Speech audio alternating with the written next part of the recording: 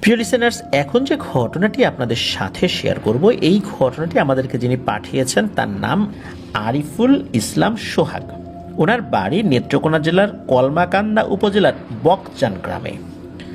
তবে ঘটনাটি কিন্তু অন্য গ্রামে ঘটেছে, আর ওই এলাকার যারা বাসিন্দা রয়েছেন তারা অবশ্যই এই ঘটনাটি শুনে থাকবেন। ওনাদের যে পার্শ্ববর্তী গ্রামটা, মানে বকজান গ্রামের পার্শ্ববর্তী গ্রাম হচ্ছে শ্যামপুর। যারা নেত্রকোনা কিংবা কলমাকান্দার বাসিন্দা তারা হয়তো বা শ্যামপুর গ্রাম অবশ্যই চিনে থাকবেন।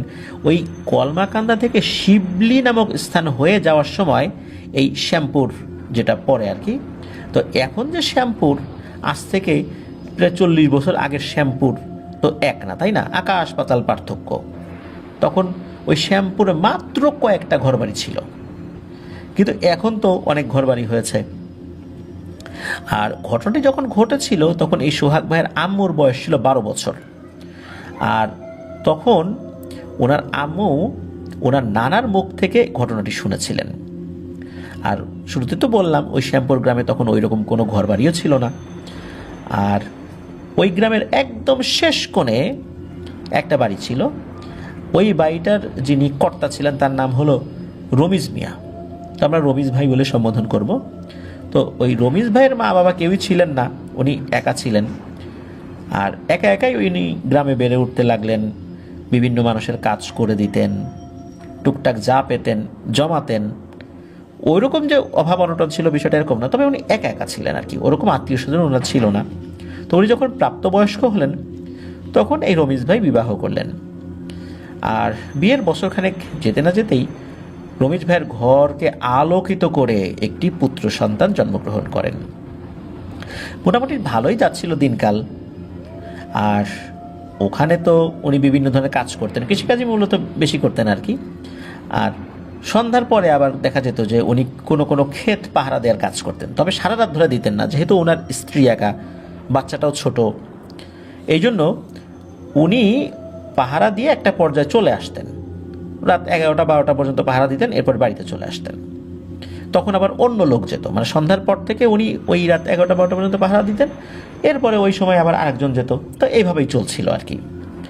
আর ওনার সন্তানের বয়স তখন কিন্তু খুব বেশি দিন না, এই সপ্তাহখানেক হয়েছে আর কি।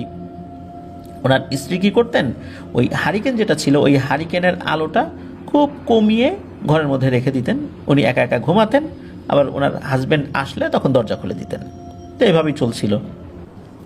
তো একদিন কি হয় যে এই রমিজ ভাইয়ের স্ত্রী উনি একটু তাড়াতাড়ি শুয়ে পড়েন, মানে অন্য অন্য দিনের আগে একটু আগে থেকে উনি শুয়ে পড়েন, কারণ ওনার শরীরটা ভালো লাগছিল না। আর একটা ব্যাপার হলো, এই রমিজ ভাই ওই দিন উনি যখন পাহারা দিতে গিয়েছেন তখন ওনারও শরীরটা কেমন কেমন লাগছিল আর কি। চিন্তা করলেন যে আজকে আর বেশিক্ষণ পাহারা দিব না, শরীরটা ভালো লাগছে না, মানে অসুস্থতা বোধ করছিলেন আর কি, প্রচণ্ড মাথাও ধরেছিল ওনার। তো উনি ওই রাত্রে একটু আগে ভাগেই চলে আসছেন, যদিও বা সন্ধ্যার সময় যখন যাচ্ছিলেন উনি, ওনার শরীর খারাপ লাগছিল এটা উনি মালিককে জানিয়ে গিয়েছিলেন যে পরের যিনি পাহারায় আসবেন তাকে যেন একটু আগে আগে পাঠিয়ে দেন, উনি একটু আগে আগে চলে আসতে চান। রাত 12টার দিকে তো উনি সাধারণত আসেন, ওই দিন রাত 10টা সাড়ে 11টার দিকে উনি মূলত রওনা দিয়ে দেন আর কি। 10টা সাড়ে 10টার মধ্যেই আর একজন লোক ওখানে পৌঁছে দেন, তো উনি বাড়ির দিকে হাঁটা দিয়েছেন। তো উনি যখন বাড়ির কাছাকাছি এসেছেন, একদম কাছে আর কি, বাড়ির উঠোনেও চলে এসেছেন, হঠাৎ করে দেখেন দুটো বামন আকৃতির অবয়ব, উচ্চতা সর্বোচ্চ 4 ফুট হবে, সর্বোচ্চ 3 ফুট থেকে 4 ফুট হতে পারে আর কি। তো দুটোই সাদা কাপড় পরা, মাথা ঢাকা। একটা মনে হলো দরজা বন্ধ থাকা অবস্থাতেই ঘরের মধ্যে ঢুকে গেল, আর আরেকটা ঘরের বাইরে দাঁড়িয়ে আছে। তো উনি চিন্তা করেন কী ব্যাপার, এইটা কারা? উনি দ্রুত যখন ওই উঠোন দিয়ে হাঁটা শুরু করলেন ঘরের দিকে, একটা অভাব যেটা বাইরে ছিল এই জিনিসটা কী করলো, সা করে দৌড় দিয়ে ওই বাড়ির পাশে যেই ঝোপঝাড় ছিল ওই দিকে মিলিয়ে গেল। কিন্তু ভেতরে তো একটা আছে।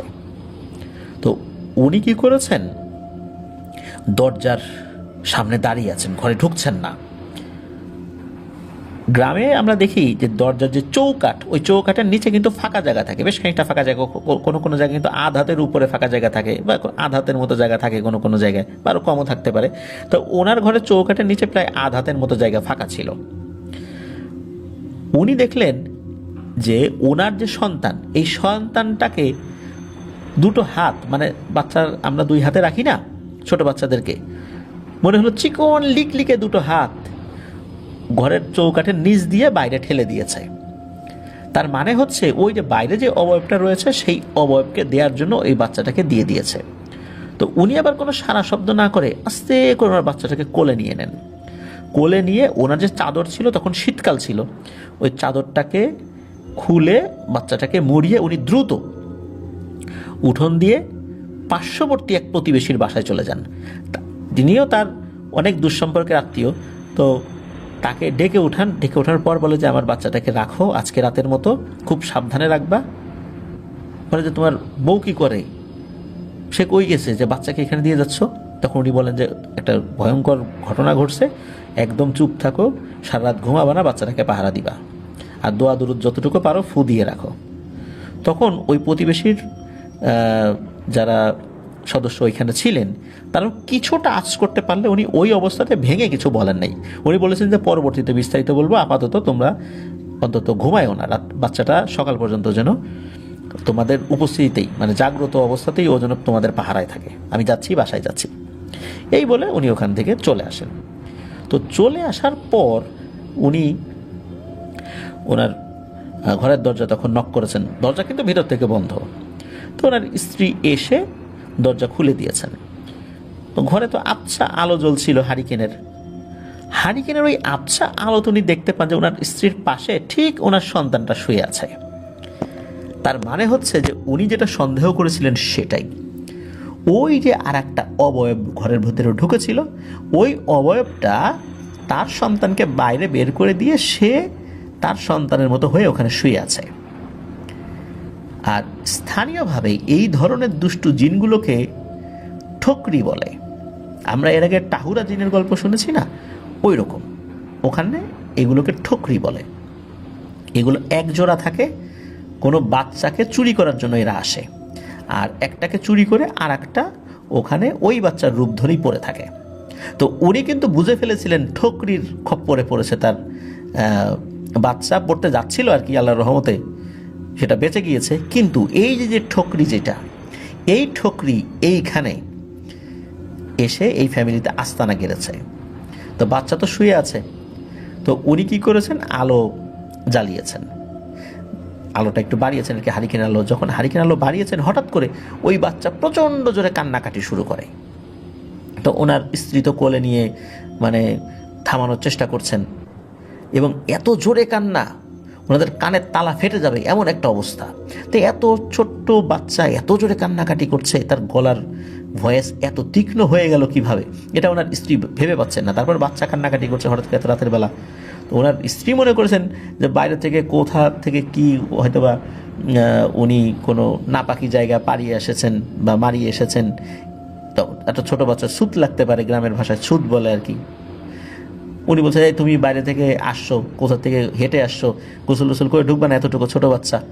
তখন উনি বলছেন যে আরে থামো, গোসল টোসল কিছু করা লাগবে না, আমার চুপচাপ থাকো। এদিকে ওনার স্ত্রী উনি বলেন যে দেখো দেখো বাচ্চাটা কান্নাকাটি করতে করতে বাচ্চার গায়ের রং একবার নীল হয়ে যাচ্ছে, একবার লাল হয়ে যাচ্ছে। তাই তো হারিকেনের আলো বাড়িয়ে দেখে আসলেই তাই। এদিকে উনি কিন্তু ওনার স্ত্রীকে বলছেন না আসল ঘটনা কি, উনি কিন্তু বিষয়টা বুঝতে পেরেছেন। আর এদিকে ওই যে ঠোকরি যেটা, এই ঠোকরি তো চিন্তা করছে মনে মনে যে তোর বাচ্চাকে তো আমার আর এক সদস্যের কাছে দিয়ে দিয়েছি, এখন তো আমি এই বাচ্চা সেজে বসে আছি। এখন দেখতে দেখতে সকালও হয়ে যায়, মানে এইভাবে সারা রাত কান্নাকাটি চলতে থাকে, সকাল হয়ে যায়। তো সকাল হয়ে যাওয়ার পর তখন ওই বাচ্চার কান্না থামে, সে ঘুমাচ্ছে দিব্যি। তখন ওনার স্ত্রীকে বলে যে তুমি একটু অপেক্ষা করো, আমি একজন কবিরাজ ডেকে নিয়ে আসি। তখন উনি কি করেছেন, মানে রমিজ ভাই দ্রুত একজন কবিরাজকে ডেকে নিয়ে আসছেন। তো কবিরাজকে ডেকে নিয়ে আসার পর কবিরাজকে তো উনি পথের থেকেই বলেছেন যে কবিরাজ মশাই এই ঘটনা, এই ঠোকরিটারে কিন্তু ধরছি, আর আমার বাচ্চা নিরাপদে আছে, আমার আর এক প্রতিবেশীর বাড়িতে রেখে আসছি। তো কবিরাজ বলতেছে চলো আজকে এই ঠোকরিটার শায়েস্তা করব।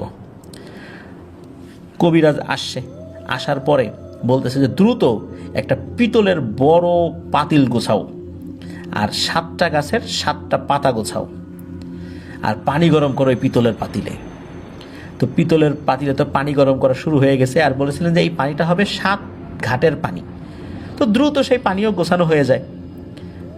বাড়ির উঠোনেই এই পিতলের এই বিশাল পাতিলে 7 ঘাটের পানি ফুটানো হচ্ছে, তার মধ্যে 7 গাছের 7টা পাতা দিয়ে দেওয়া হয়েছে, পানি টকবক করে ফুটছে। এখন এই দৃশ্য যখন ওই যে কোলে থাকা বাচ্চা টের পেয়েছে, সেও আরও জোরে চিৎকার চেঁচামেচি করছে। এদিকে ওই রমিজ ভাই তার স্ত্রীকে বলে উঠেছে যে এই তোমার বাচ্চাটা দাও, আমার কোলে দাও। এখন রমিজ ভাইয়ের স্ত্রী আর বাচ্চা কোলে দিবে না। রমিজ ভাইয়ের স্ত্রী চিন্তা করেছেন যে বাচ্চা কোলে দিলে এখন এই বাচ্চাটাকে হয়তোবা এই গরম পানির মধ্যে নামিয়ে দেবে। তো উনি তো দিতেছেন না, আমি আমার বাচ্চাকে দেবো না, এই কবিরাজ আপনি চলে যান, আমার বাচ্চার কিছু হয় নাই। কারণ কবিরাজও মিটমিট করে হাসে, তার হাজব্যান্ডও মিটমিট করে হাসে। কিন্তু এই রমিজ ভাইয়ের স্ত্রী তো বুঝতে পারছেন আসলে রহস্যটা কি। একটা পর্যায়ে রমিজ ভাই কি করছেন, রমিজ ভাইয়ের স্ত্রীর কোল থেকে এক হ্যাঁচকা টানে ওই বাচ্চাটাকে নিয়েছেন, নিয়ে মানে ছুঁড়ে মেরেছেন ওই কবিরাজের কাছে। কবিরাজ খপ করে যখন ধরছে, তখন সকলের সামনে ওই বাচ্চাটা কথা বলা শুরু করেছে, বলছে যে এরে আমার স্যার, এরে আমার স্যার, আর আসবো না রে, আমি আর আসবো না। তখন উপস্থিত যে সমস্ত লোকজন ছিল, এটা কিন্তু দিনের বেলায় হচ্ছে এই ঘটনা, বিশেষ করে মহিলা সদস্য যারা ছিল তারা তো চিৎকার দিয়ে ওইখানে কেউ জ্ঞান হারিয়ে ফেলেছেন, কেউ দৌড়ে চলে যাওয়ার চেষ্টা করছেন। তখন আবার কবিরাজ বলেছে খবরদার, এই বাড়ির সীমানার কেউ বাইরে এখন কেউ যাবেন না, যদি কেউ যান তার পরিবারেও কিন্তু এই ঠকরি আক্রমণ করবে, কারণ একটা তো এখনো বাইরে আছে, ও কিন্তু আক্রমণ করবে, কেউ বাইরে যাবেন না। এই কথা শোনার সাথে সবাই যে যার জায়গায় দাঁড়িয়ে যান এবং দেখতে থাকেন সাহস করে যে কী হয়। তো ওই ঠকরি যেটা তো বলেই যাচ্ছে যে আমাকে ছেড়ে দে রে, আমাকে ছেড়ে দে, আমি চলে যাবো রে, আর আসবো না আমি, আমারে মাফ করে দে। তো এইগুলো বলতে বলতেই ওই ঠকরি যেই বাচ্চার রূপ ধরেছিল, ওই বাচ্চাটাকে একদম পিতলের যেই বড় গামলায় পানি ফোটানো হচ্ছিল, ফুটন্ত পানির মধ্যে চুবান দেন, মানে পা ধরে চুবান দিয়ে হয়তো 10 সেকেন্ড রাখার পরে আবার যখন উঁচা করেছে, তখন সকলে দেখে যে ওইটা আর বাচ্চা নাই, ওইটা একটা কাক হয়ে গেছে। এরপরে আর একবার চুবান দেন ওই গরম পানিতে, ফুটন্ত পানিতে, দেখা যায় ওই কাকের শরীর থেকে পালক মাংস খুলে খুলে পড়ছে। এরপর ওই কাকের শরীরের ওই অংশগুলো ওই কবিরাজ একটা কাপড়ে পেঁচিয়ে নিয়ে যান। এরপর ওই রমিজ ভাইকে সহ অন্যান্য উপস্থিত সবাইকে বলেন যে এই যে পিশাচটি, এই পিশাচটি হলো মহিলা পিশাচ, আর পুরুষ যেটা আছে ও আর ভয়ে এখানে আসবে না, কারণ এই চুরির কাজগুলো মূলত মহিলা পিশাচগুলোই করে। আর যখন ওই কাজগুলো করছিলেন কবিরাজ, তখন কিন্তু দিনের বেলাতেই মনে হচ্ছে আশেপাশের গাছপালাকেও দুমড়ে মুচড়ে ভেঙে ফেলছিল আর কি, কিন্তু এরকম শব্দ হলেও গাছগুলো কিন্তু ঠিকঠাকই ছিল। তো যাই হোক, ইতোমধ্যে ওই প্রতিবেশীর বাসা থেকে আসল বাচ্চাটাকে নিয়ে আসা হয়। তো নিয়ে আসার পর তার মার কাছে দেয়া হয়। তো মা তো তার সন্তানকে হাতে পেয়ে খুবই খুশি। তো কবিরাজ এটাও বলে দেন যে এই ঠকরিগুলো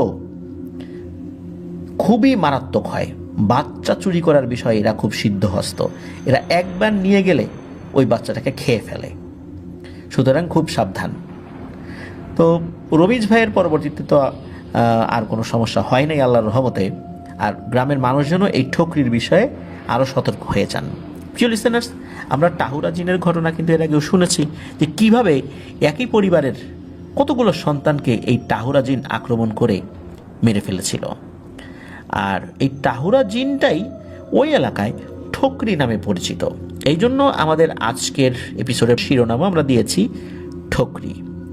আল্লাহর অশেষ রহমতে উনি যদি ওই সময় না আসতেন, তাহলে ওনার বাচ্চাটাকে তো চুরি করে ফেলেছিল, চুরি করে এই চৌকাঠের নিচ দিয়ে বেরো করে দিয়েছিল, কিন্তু ওই ঠকরিটা চিন্তা করেছে যে সে ওই পুরুষ ঠকরির কাছে বাচ্চাটাকে দিয়ে দিয়েছে। আসলে ওটা তো পুরুষ ঠকরির কাছে যায় নাই, গিয়েছিল ওই বাচ্চার আসল বাবার কাছে।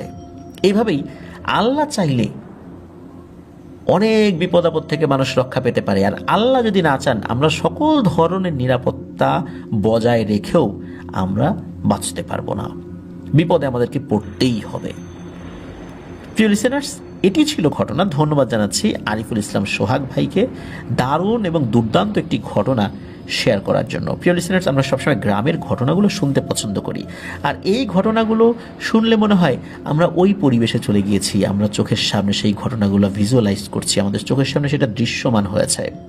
গ্রামের ওই পরিবেশ, ওই ঘটনাগুলো আমাদের মনের মধ্যে যে দাগ কাটে, অন্য ঘটনাগুলো অতটা কেন যদি কাটতে পারে না, কারণ অন্য পরিবেশগুলো আমাদের চোখের সামনে ওভাবে দৃশ্যমান হয় না, যার কারণে আমরা গ্রামের ঘটনাগুলো শুনে খুব বেশি আনন্দ অনুভব করি, ভয়ও পাই বটে। মনে হয় সেই পুরনো দিনে চলে গিয়েছি, সেই ল্যাম্পোর আলোতে বা কুপির আলোতে বা চাঁদের আলোতে বসে বসে গ্রামের সেই পরিবেশে বসে বসে ঘটনা শুনছি।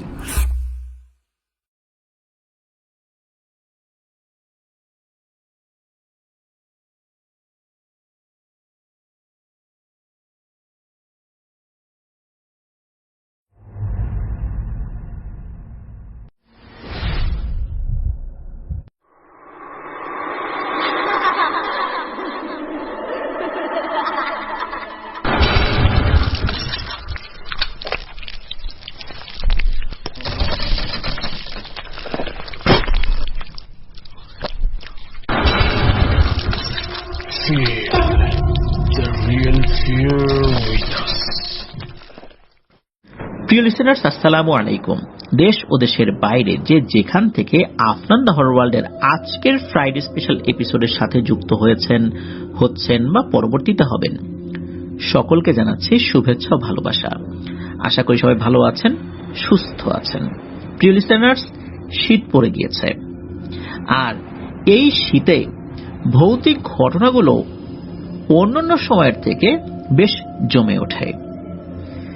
শীতের রাতে কাঁথা কম্বল গায়ে দিয়ে ভৌতিক ঘটনা শোনার মজাই আলাদা। আর আজকের এপিসোডটা আরো অনেক বেশি ভৌতিক শিহরণ জাগাবে ইনশাল্লাহ, কেননা আপনাদের সকলের প্রিয় দুইজন ঘটনা সংগ্রাহকের ঘটনা আমরা এনেছি। একজন আপনাদের সকলের প্রিয় সাংবাদিক এনামুল হক আবির ভাই, যার বাড়ি ঝালকাঠি জেলার রাজাপুর উপজেলার শুক্তাগড় ইউনিয়নের নারিকেলবাড়িয়া গ্রামে, আর আরেকজন তার নাম হাফিজ, যার বাড়ি চুয়াডাঙ্গা জেলার গাইদঘাট গ্রামে। ইতিমধ্যে তাদের অসংখ্য ঘটনা আপনাদের হৃদয়ে জায়গা করে নিয়েছে। আশা করছি আজকের ঘটনা দুটিও তার ব্যতিক্রম হবে না ইনশাল্লাহ। প্রিয় লিসেনার্স, আপনারাও কিন্তু আমাদেরকে ঘটনা পাঠাতে ভুলবেন না, আর ঘটনা পাঠানোর মাধ্যম হচ্ছে শুধু ইমেইল। আমাদের ইমেইল অ্যাড্রেসটা হচ্ছে afnanthehorrorworldbd@gmail.com। স্পেলিংটা হচ্ছে afnanthehorrorwordbd@gmail.com। স্পেলিংটা আমরা আমাদের ভিডিও ডেসক্রিপশনে দিয়ে রেখেছি, সেখানে গিয়ে আপনারা স্পেলিংটা চেক করে নিতে পারবেন। আজকের এপিসোড কেমন লাগছে সেটা জানাতে কিন্তু ভুলবেন না, এই ভিডিওর কমেন্ট সেকশনে জানাতে পারেন। তাছাড়া আমাদের ফেসবুক পেজ এবং গ্রুপেও জানাতে পারেন। ফেসবুক পেজ এবং গ্রুপের লিঙ্কটাও ভিডিওর ডেসক্রিপশনে দেওয়া রয়েছে। প্রিয় লিসেনার্স, চলুন কথা না বাড়িয়ে মূল ঘটনাতে চলে যাই। প্রথম ঘটনাটি আমরা শুরু করব এনামুল হক আবির ভাইয়ের ঘটনা দিয়ে। আর ওনার যে গ্রাম নারিকেলবাড়িয়া গ্রাম, সেই গ্রামেরই একজন বাসিন্দা, যার নাম মোহাম্মদ বেলায়েত হোসেন মৃধা, যার পিতার নাম আব্দুর রশিদ মৃধা, সাবেক পুলিশ অফিসার। আর এই বেলায়েত হোসেন মৃধা, উনি সম্পর্কে এনামুল হক আবির ভাইয়ের মামাতো বোন বিউটি আপার স্বামী। ঘটনার সময়কাল 1993 সাল, বৈশাখ মাসের কোনো এক রাতে। তো রাত তখন আনুমানিক 12টা হবে হয়তো। ঘটনাস্থল ঝালকাঠি জেলার রাজাপুর থানার শুক্তাগড় ইউনিয়ন পরিষদের নারকেলবাড়িয়া গ্রামেই, মানে ওই গ্রামে এটা ঘটেছিল। 1993 সালের দিকে ওনাদের অঞ্চলের রাস্তাঘাটের চারপাশে প্রচুর বন্য গাছগাছালি লতাপাতায় পরিপূর্ণ ছিল। এছাড়াও রাস্তাঘাট সহ চারপাশে ঘন বন জঙ্গল বেষ্টিত ছিল। এবার আসি মূল ঘটনায়।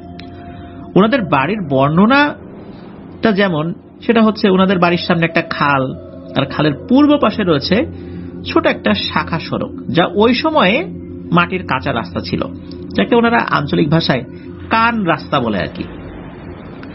ওই রাস্তাটি দিয়ে মূলত বিভিন্ন জায়গায় যাওয়া যেত। আবার এই রাস্তার পশ্চিম পাশের খালের উপর 4 পার হয়ে ওনাদের বাড়ির এরিয়া শুরু। তবে বাড়ির একবারেই শেষ মাথায় ওনাদের ঘর, আর ওনাদের ঘরের পশ্চিম 25 গজ পশ্চিমে ওনার মামার ঘর। তো ওনাদের বাড়িটি অনেক বড় এরিয়া হওয়ার কারণে, একবারে শেষ মাথার ঘর হওয়ার কারণে পুরো বাড়িটি দিনে যেমন তেমন রাতে পরিপূর্ণভাবেই এই বাড়িটা একদম নির্জন এবং মানব শূন্য। আর ওনাদের বাড়ির শেষে যে রাস্তাটি রয়েছে সেখান থেকে এই বেলায়েত ভাইদের বাড়ি সর্বোচ্চ 7 কি 8 মিনিটের পথ আর কি, পায়ে হাঁটা দূরত্ব। আশেপাশে বেশ দূরে দূরে তখন কয়েকটি হাতে গোনা বাড়ি ছিল। ওই সময় বেলায়েত ভাই প্রতিদিন সন্ধ্যার পর ওনার মামার ঘরে আসতেন, মানে তার শ্বশুরের ঘরে আসতেন। আড্ডা গল্প গুজব শেষ করে রাত 11টা কি 11:30টার দিকে বাড়িতে আবার চলে যেতেন। এভাবেই চলতে থাকে বেশ কিছুদিন। ঘটনার দিন সন্ধ্যা রাত, তখন রাত সর্বোচ্চ 8টা হবে। তো ওই সময় তিনি তাদের বাড়ি থেকে এই এনামুল হক আবির ভাইদের বাড়ির উদ্দেশ্যে আসতে থাকেন আর কি।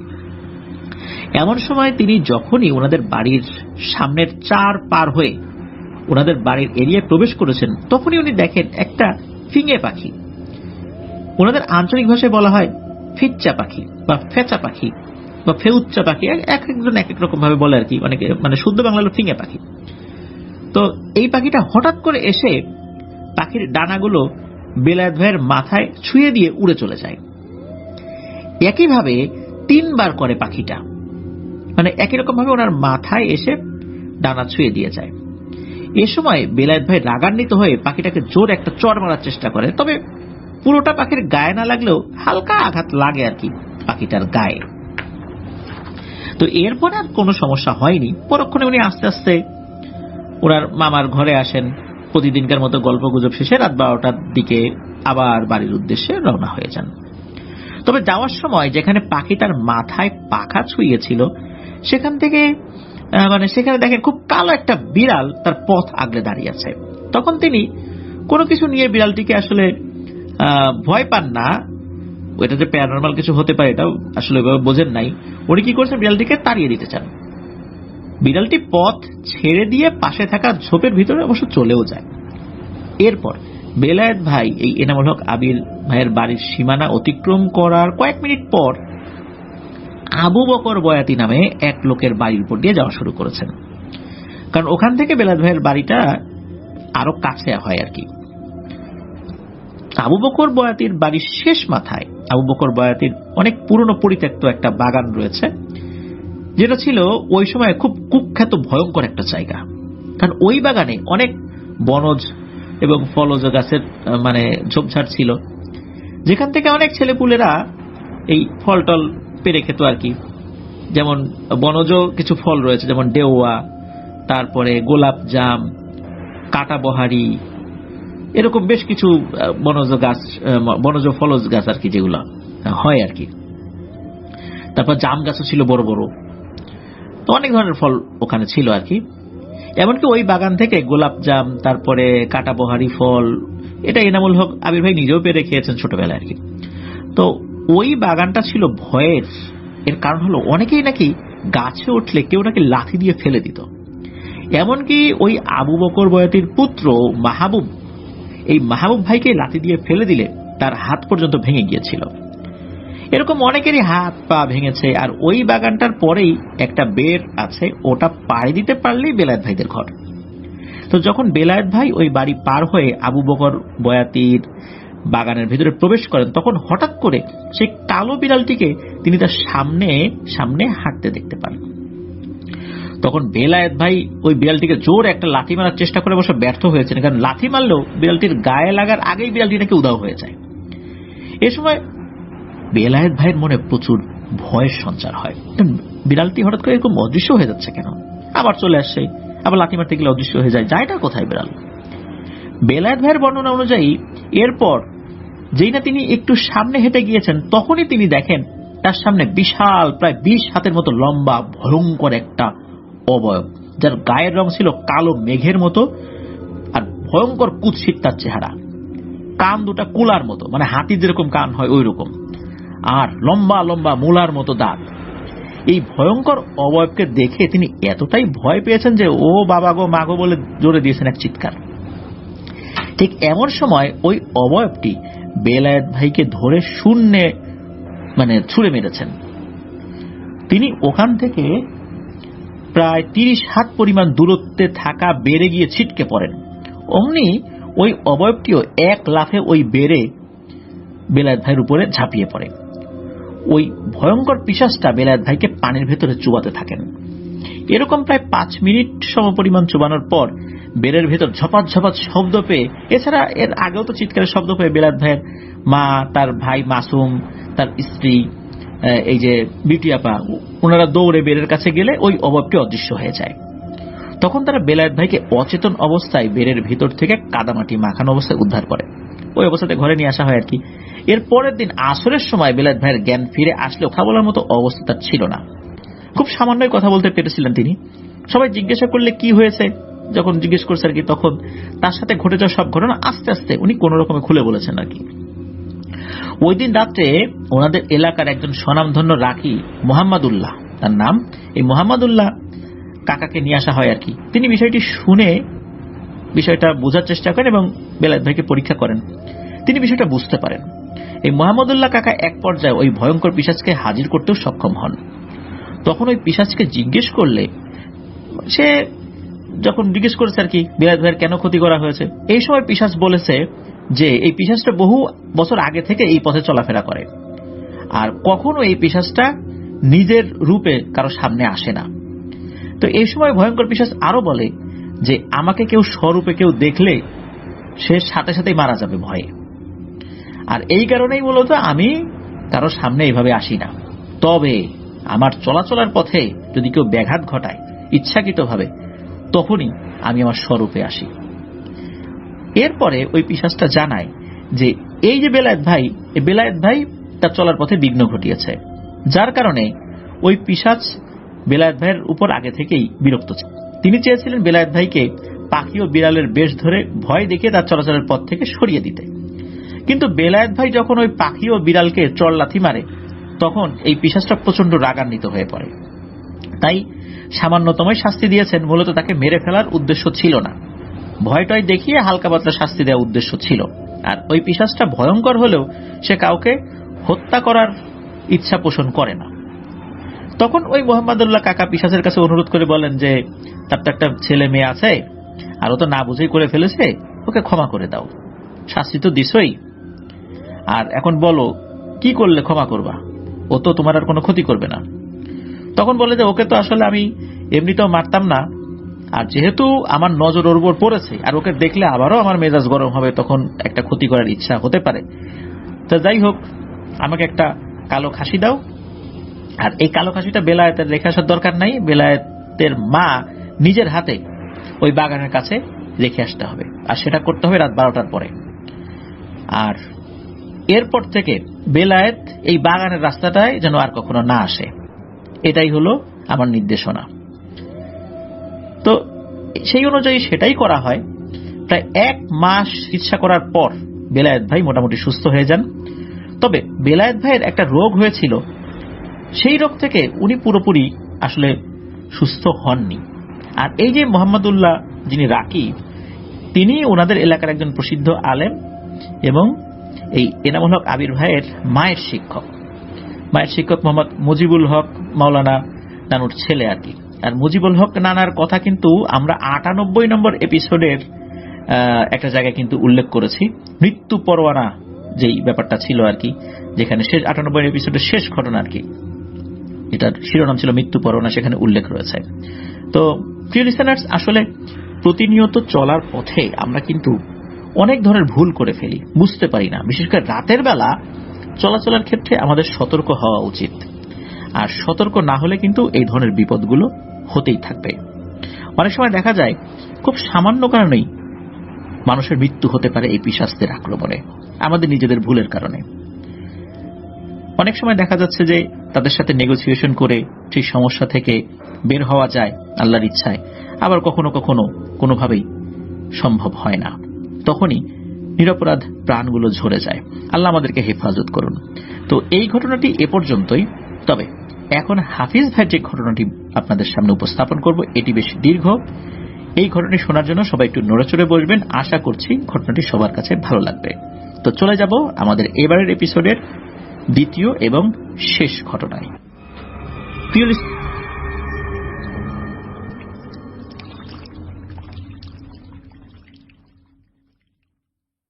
লিসেনার্স, ফিরে এলাম হাফিজ ভাইয়ের ঘটনা নিয়ে। তো এখন যে ঘটনাটি আপনাদের সাথে শেয়ার করব, এই ঘটনাটি গাইডঘাট গ্রামের আজিজ চাচার কাছ থেকে হাফিজ ভাই সংগ্রহ করেছেন। ঘটনাটি এই আজিজ চাচার নানার সাথে ঘটেছিল 1958 কি 1959 সালের দিকে। আজিজ চাচার নানার নাম ছিল নাসির আলী। তার গ্রামের বাড়ি চুয়াডাঙ্গা জেলার চাঁদপুর নামে একটা গ্রাম আছে, সেই চাঁদপুর গ্রামে। তো পুরো ঘটনাটিতে আমরা নাসির নানা বলেই সম্বোধন করব।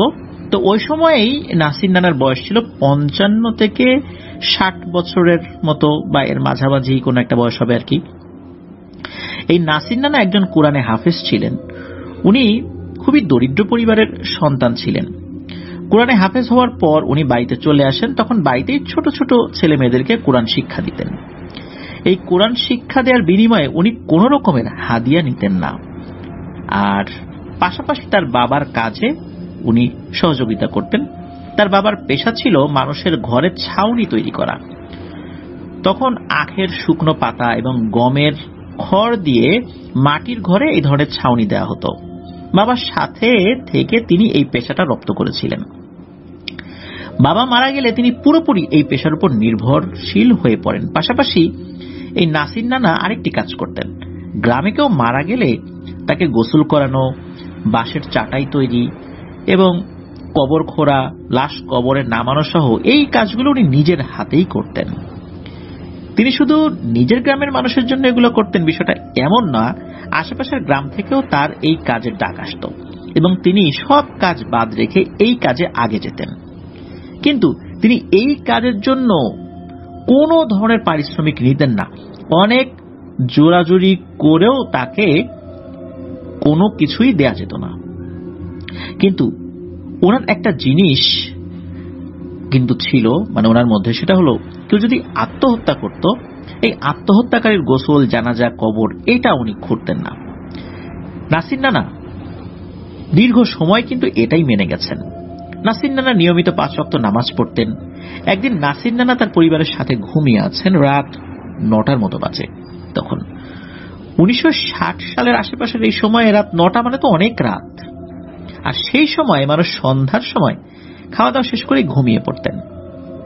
হঠাৎ বাইরে থেকে একটি কণ্ঠ ভেসে আসে। কেউ ডাকছে নাসির নানাকে, নাসির সাহেব, ও নাসির সাহেব, একটু বাইরে আসবেন। তো প্রথম ডাকেই নাসির নানার ঘুম ভেঙে যায়। উনি ঘুম থেকে জেগে দেখেন তার পরিবারের সবাই ঘুমাচ্ছে। উনি কাউকে কিছু না বলে অনেকটা নীরবেই বাইরে বেরিয়ে আসেন। উনি এসে দেখেন নাসির নানার গ্রাম থেকে বেশ কয়েকটি গ্রাম পরের গ্রামের মসজিদের ইমাম সাহেব ওনাকে ডাকছেন। ওই ইমাম সাহেবকে উনি চিনতেন। তো নাসির নানা ইমাম সাহেবকে যেহেতু আগে থেকে চিনতেন, এত রাত্রেবেলা ওনাকে দেখে খুব আশ্চর্য হয়ে যান। যেহেতু উনি বেশ দূরের একটা মসজিদে ইমামতি করেন, সেহেতু ওনাকে হঠাৎ এত রাত্রে এখানে দেখে তো বিস্মিত হওয়ারই কথা। তো নাসির নানা দেখেন ইমাম সাহেব বেশ অসুস্থ।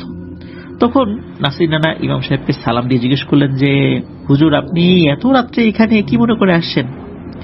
তখন ইমাম সাহেব নাসির নানাকে বলেন যে, নাসির সাহেব, আপনাকে আমার সাথে একটু যেতে হবে।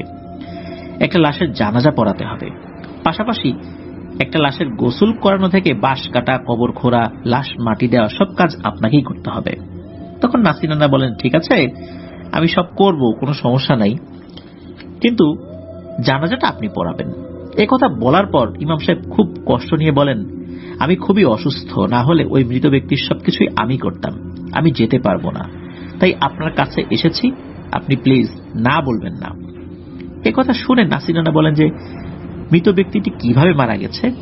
তখন ইমাম সাহেব বলেন, বার্ধক্যজনিত কারণে। নাসির নানা আবার জিজ্ঞেস করেন, লাশটি কোন গ্রামের, মানে কোন গ্রামের? তখন ইমাম সাহেব বলেন যে, আসলে লাশের লোকজন বাইরে অপেক্ষা করছে, তাদের সাথে কথা বলে আপনি বিস্তারিত জানতে পারেন, আমার কাছ থেকে এত কিছু আসলে তথ্য পাবেন না। তো ইমাম সাহেবের এই কথা শুনে নাসির নানা আর কথা বাড়ান না। তখন নানা বলেন যে ইমাম সাহেব কোনো সমস্যা নাই, আমি যাবো ইনশাল্লাহ, আমি রেডি হয়ে নিচ্ছি, আপনি একটু দাঁড়ান, আমি ঘরের ভেতর থেকে যা যা লাগে নিয়ে আসি। ইমাম সাহেব বলেন যে লাশ গোসল করানো থেকে শুরু করে কবর দেওয়া পর্যন্ত যা যা লাগবে সবই তারা গুছিয়ে রেখেছে, আপনি শুধু গেলেই হবে। এই কথা শুনে নাসির নানা বলেন, আচ্ছা ঠিক আছে, আমি তাহলে এগুলো নিচ্ছি না, তবে আমি এই কাজে গেলে আমি আলাদা করে কাপড় চোপড় গামছা এগুলো নিয়ে যাই। ইমাম সাহেব বলেন, ঠিক আছে, দাঁড়িয়ে আছি, আপনি নিয়ে আসেন। তো নাসির নানা ঘরের ভেতরে গিয়ে সবকিছু একটা ব্যাগে গুছিয়ে নিয়ে নানিকে ঘুম থেকে ডেকে বলেন যে উনি একটা লাশ দাফন করতে যাচ্ছেন। তা নানি তো এই সমস্ত দেখে অভ্যস্ত, আচ্ছা ঠিক আছে যাও, কারণ এর আগে অনেকবার নানা লাশ দাফন করতে গিয়েছেন, আর এই জন্য তো নানি এইসব বিষয় একদম সাধারণভাবে নিয়েছেন। তো নানা ঘর থেকে বের হয়ে ইমাম সাহেবের সাথে পথ ধরে চলতে থাকেন। চারদিক অন্ধকার, জোনাকি পোকার আলো আর ঝিঝি পোকার শব্দে পরিবেশ আরো ভয়ঙ্কর করে তুলেছে। এরই মধ্যে নানা খেয়াল করেন ইমাম সাহেবের মন খুবই খারাপ, আর তার শরীরটাও ভালো না, হাঁটতে ওনার কষ্ট হচ্ছে। যখনই নাসির নানার ইমাম সাহেব লোকালয় থেকে মাঠের রাস্তায় এসেছেন, তখন নানা দেখেন দুইজন আলখেল্লা পরিহিত লম্বা যুবক রাস্তায় দাঁড়িয়ে, তাদের চেহারা খুবই সুন্দর, সাথে দুটো সাদা ঘোড়া তাদের পাশে দাঁড়িয়ে আছে। নাসির নানা তাদের দেখেই বুঝতে পারি না স্বাভাবিক মানুষ না, আর স্বাভাবিক মানুষ এত লম্বা হতে পারে না। নাসির নানা ইমাম সাহেবকে জিজ্ঞেস করেন যে ওনারা কারা, আর এই বিষয়টা জিজ্ঞেস করার পর আরো জিজ্ঞেস করেন, আচ্ছা মৃত ব্যক্তির বাড়ি কোথায়? তখন ইমাম সাহেব বলেন, নাসির সাহেব, আমি আপনাকে মিথ্যা বলতে পারবো না, তাই আপনাকে আপনার বাড়িতে এই মৃত ব্যক্তির ঠিকানা সম্পর্কে কিছু বলিনি, শুধু এতটুকু বলতে পারি আপনি একজন আপনার মতোই কোরআনের হাফেজের লাশ দাফন করতে যাচ্ছেন, এবং সামনে যাদেরকে দেখছেন এরা কেউ মানুষ না, তবে এরা প্রত্যেকেই ভালো জিন, আমি এর বেশি কিছু বলতে পারবো না, আপনি ওনাদের সাথে যান, একমাত্র আল্লাহ যদি আপনার ক্ষতি লিখে রাখে তাহলে হবে, তাছাড়া খুব সম্মানের সাথেই ভোর হওয়ার আগেই আপনি বাড়িতে চলে আসবেন ইনশাল্লাহ। একথা শুনে নাসির নানা কিছুটা চিন্তিত হয়ে যান, তারপর উনি রাজি হয়ে যান, যেহেতু একজন কোরআনে হাফেজের লাশের গোসল জানাজা দাফন করতে হবে, আল্লাহর উপর ভরসা করে উনি রাজি হয়ে যান। নানা রাজি হয়, ইমাম সাহেবও খুশি হন এবং নানার প্রতি কৃতজ্ঞতা প্রকাশ করেন। এরপর একটা যুবক নানাকে ঘোড়ায় উঠতে বলেন এবং একটা বেল্টের মতো কিছু একটা দেন, সেই যুবকের কোমরের সাথে নিজের কোমরকে বেঁধে নিতে বলেন। এদিকে ইমাম সাহেবও ঘোড়ায় ওঠেন এবং একই রকম ভাবে কোমরে বেল্ট বেঁধে নেন, বেল্টের মতো কিছু একটা আর কি, উনি বুঝতে পারেন আসলে বর্তমান যুগের এই আধুনিক বেল্ট কিনা, তো ওইরকম কিছু একটা হবে আর কি। তখন ইমাম সাহেব নানাকে বিদায় দিয়ে উনি অন্য রাস্তায় চলে যান। আগন্তুক নানাকে বলেন যে আপনি আমাদের মেহমান, আপনি ভয় পাবেন না, আমরা আপনাকে সহি সালামতে পৌঁছে দেবো ইনশাল্লাহ। নাসির নানা তার কথা শুনে জিজ্ঞেস করেন, আমরা কোথায় যাচ্ছি? তখন আগন্তুক বলে ওঠেন, আপনি গেলে নিজের চোখেই সব দেখতে পাবেন। এর মধ্যেই ঘোড়াটি দৌড়ানো শুরু করে। নাসির নানা দেখেন এই ঘোড়াটি মাঠের মধ্যে খুব দ্রুত দৌড়াচ্ছে এবং খুব দ্রুত বিভিন্ন চোখের পলকে এক জায়গা থেকে আরেক জায়গা চলে আসছে আর কি। এক পর্যায়ে অনেক পুরনো একটা আম বাগানের ভেতর প্রবেশ করে। এরপর বাগানের ভেতরে দৌড়াতে দৌড়াতে একটা পর্যায়ে ঘোড়াটি উড়ে যেতে শুরু করে। চারদিকে মাঠ ঘাট নদী নালা সব নিচে রেখে উপরে অন্ধকারে উঠতে থাকে। ঘোড়া এত দ্রুত উড়ে যাচ্ছিল, নানা মাঝে মাঝে ভয় পেয়ে চোখ বন্ধ করে রাখছিল। বেশ কিছু সময় পর ঘোড়াটি নিচের দিকে নামতে শুরু করে। নানা দেখতে পান বিশাল একটা জঙ্গলের মাঝামাঝি ঘোড়াটি চলে আসে এবং ওখানে আসতেই ঘোড়া থেমে যায়। এরপর ঘোড়া জঙ্গলের ভিতরে নেমে হাঁটা শুরু করে দেয়। অল্প একটু হাঁটার পরেই ঘোড়াটি থেমে যায়। এরপর ঘোড়ায় বসে থাকা জিনটি বেল্ট খুলে দেয় এবং নানাকে নিচে নামতে বলেন। নানা নিচে নেমে দেখেন চারদিকে বিশাল বিশাল গাছ, এই গাছের মধ্যে সুন্দর একটা রাস্তা। ওই জিনটা ঘোড়াটাকে ছেড়ে দিয়ে নাসির নানাকে নিয়ে ওই পথ দিয়ে চলা শুরু করে। একটা পর্যায়ে নাসির নানা চারদিকে লম্বা একটা প্রাচীর দেখতে পান এবং খুবই সুন্দর একটা গেটও দেখতে পান। নাসির নানা তার জীবনে এত সুন্দর বাড়ির গেট কখনোই দেখেননি। গেটের কাছে আসতেই নাসির নানা দেখেন যে প্রাচীরগুলো পাথর দিয়ে তৈরি। নাসির নানা গেটের কাছে আসতে গেটটা খুলে যায়, মনে হচ্ছে তার অপেক্ষায় যেন গেটের পাশে কেউ দাঁড়িয়েছিল। নাসির নানা প্রবেশ করতেই দেখেন চারপাশে অসংখ্য ফুল আর ফলের গাছ। এত সুন্দর দৃশ্য দেখে উনি অভিভূত হয়ে যান। তিনি জিজ্ঞেস করেন ওই জিনকে যে আমি কি আমার জগতে আছি নাকি অন্য কোনো জগতে আছি? তখন জিন বলেন আপনি আপনার জগতেই আছেন। তখন নাসির জিজ্ঞেস করেন, আমি আমার জগতের কোন জায়গায় আছি? তখন ওই জিনটা বলেন, এটা আমি সঙ্গত কারণে বলতে পারবো না, কারণ এটা আমাদের সর্দারের নিষেধ আছে। আপনি বিষয়টা ক্ষমা সুন্দর দৃষ্টিতে দেখবেন। এটা বলার পর নাসির নানা আর কিছু না বলে জিজ্ঞেস করেন, লাশ কোথায়? তখন নানাকে বলেন ওই জিনটা যে আপনি একটু সামনে গেলেই দেখতে পাবেন। তো নানা ওই ব্যক্তির সাথে হাঁটতে থাকেন। এক পর্যায়ে নানা দূর থেকে একটা ফাঁকা জায়গা পান এবং সেখানে অনেকগুলো লম্বা আকৃতির মানুষ দেখতে পান এবং তাদের মাঝে একটা খাটিয়া দেখতে পান। এই খাটিয়ার পাশে বসে কয়েকটি ছোট বাচ্চা কোরআন হাতে নিয়ে পড়ছে, আর একটা ছেলে খুব বেশি কান্নাকাটি করছে। ছেলেটাকে দেখে 14 কি 15 বছর বয়স হবে বলে মনে হচ্ছিল ওনার কাছে। আর এর থেকে একটু দূরেই 60 থেকে 70 জন লম্বা আকৃতির মানুষ দাঁড়িয়ে আছে। এদের মধ্যে একজন বৃদ্ধ দাড়িওয়ালা ব্যক্তি একটা চেয়ারে বসে আছেন। সবাই ওই বৃদ্ধকে ঘিরে চুপচাপ দাঁড়িয়ে আছেন। আর লাশের পাশেই একটা ছোট খুব সুন্দর ঘর দেখতে পান।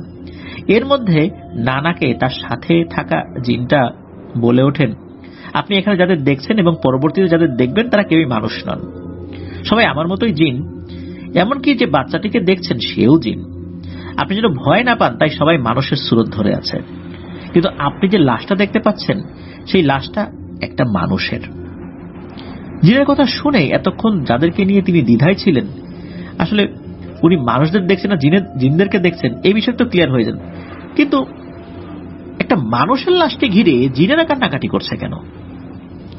নাসির নানা আগে ওই বৃদ্ধ জিনের সর্দারের কাছে যান এবং সালাম দেন। ওই বৃদ্ধ সালামের উত্তর নেন।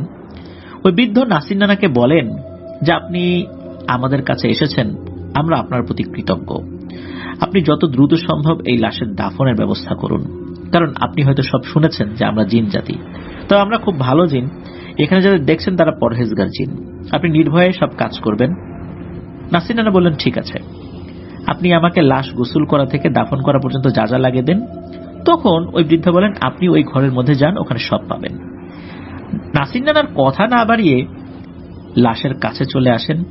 লাশের উপর থেকে সাদা কাপড়টি সরান। দেখেন একজন বৃদ্ধ মানুষ, বয়স 80-র আশেপাশে হবে, মুখ ভর্তি দাড়ি, চেহারাটা খুবই সুন্দর। নানা লাশটির মুখ আবার ঢেকে দিয়ে ঘরের ভেতরে যান। নানার সাথে যে জিনটাকে আর কি দেখা যায়, মানে যে জিনটা তাকে নিয়ে এসেছিল, তো তাকেও নানা ঘরে আসতে বলেন আর কি। তো জিনটা নানার সাথে ওই ঘরের মধ্যে প্রবেশ করেন। তিনি দেখেন যে ওই ঘরটাও সম্পূর্ণ পাথরের তৈরি। ভেতরে একটা খাট আর কিছু তোষক, কিছু কাপড়, একটা গ্লাস, একটা প্লেট, একটা পানির জগ, আর রুমের সাথেই একটা ওয়াশরুমের মধ্যে একটা ছোট রুম আছে আর কি, ওটা ওয়াশরুমই আর কি। তো আর একটা রুম আছে, ওই রুমটা মনে হচ্ছিল একটা নামাজের জায়গা আলাদাভাবে করা। একটা বারান্দা, এই হচ্ছে ঘরের ঠিক জায়গা আর কি। তো ঘরের পেছনে ছোট একটা পুকুর দেখতে পান। পুরো পুকুরটা পাথর দিয়ে বাঁধাই করা এবং এই পুকুরের পাশে একটা চৌকি রাখা আছে। তো নাসির নানা বুঝতে পারেন যে লাশের গোসল করার জন্যই এভাবে ব্যবস্থা করে রাখা হয়েছে। নাসির নানা ঘর থেকে একটা কোদাল, একটা বড় দা আর একটা শাবল নিয়ে রুমের বাইরে আসেন যেখানে লাশ রাখা ছিল। উনি সাথে থাকা একটা জিনকে বলেন, মানে ওই জিনটাকেই বলেন যে এখানে বাঁশ কোথায় পাবো? সাথে থাকা জিনটি বলেন, আমরা বেশ বাঁশ কেটে নিয়ে আসছি, আপনি আপনার মতো করে বাঁশ কেটে খাঁচা তৈরি করেন।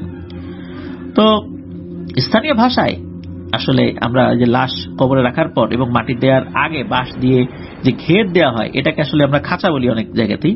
তো নাসির নানার সামনে বাঁশগুলো নিয়ে আসলে তিনি খুব সুন্দর করে সেই বাঁশগুলোকে কেটে যা যা করার দরকার করেন আর কি। এরপর নানা বলেন যে আপনারা কবর কোথায় খুঁড়বেন। একথা বলার পর ওখানে থাকা বৃদ্ধ জিন বাড়ির পাশে একটি সুন্দর পরিষ্কার জায়গা দেখান। নানা সেখানে কবর খোঁড়া শুরু করে দেন। উনি একটা জিনিস খেয়াল করেন যে উনি কোদাল বা শাবল ব্যবহার করছেন, এগুলো খুবই ধারালো। একটা সময় নানার কবর খোঁড়া শেষ হয়, তখন নানা লাশকে গোসল করানোর জায়গায় নিয়ে যেতে বলেন। তো জিনেরা কথা মতো লাশকে সেই পুকুরের পাশে নিয়ে যান। পাশে থাকা চৌকির উপর লাশটি রাখেন, এক ধরনের কাপড় দিয়ে চারপাশে ঘিরে দেন। নানা দেখেন লাশের পাশে গরম পানি এবং বড়ই পাতা রাখা হয়েছে। নানা লাশটিকে সুন্দর করে গোসল দিয়ে বলেন যে লাশটিকে জানাজার জন্য এবার নিয়ে যান। তো নানার কথা মতো জিনেরা লাশটি জানাজার জন্য একটি নির্দিষ্ট স্থানে নিয়ে যান।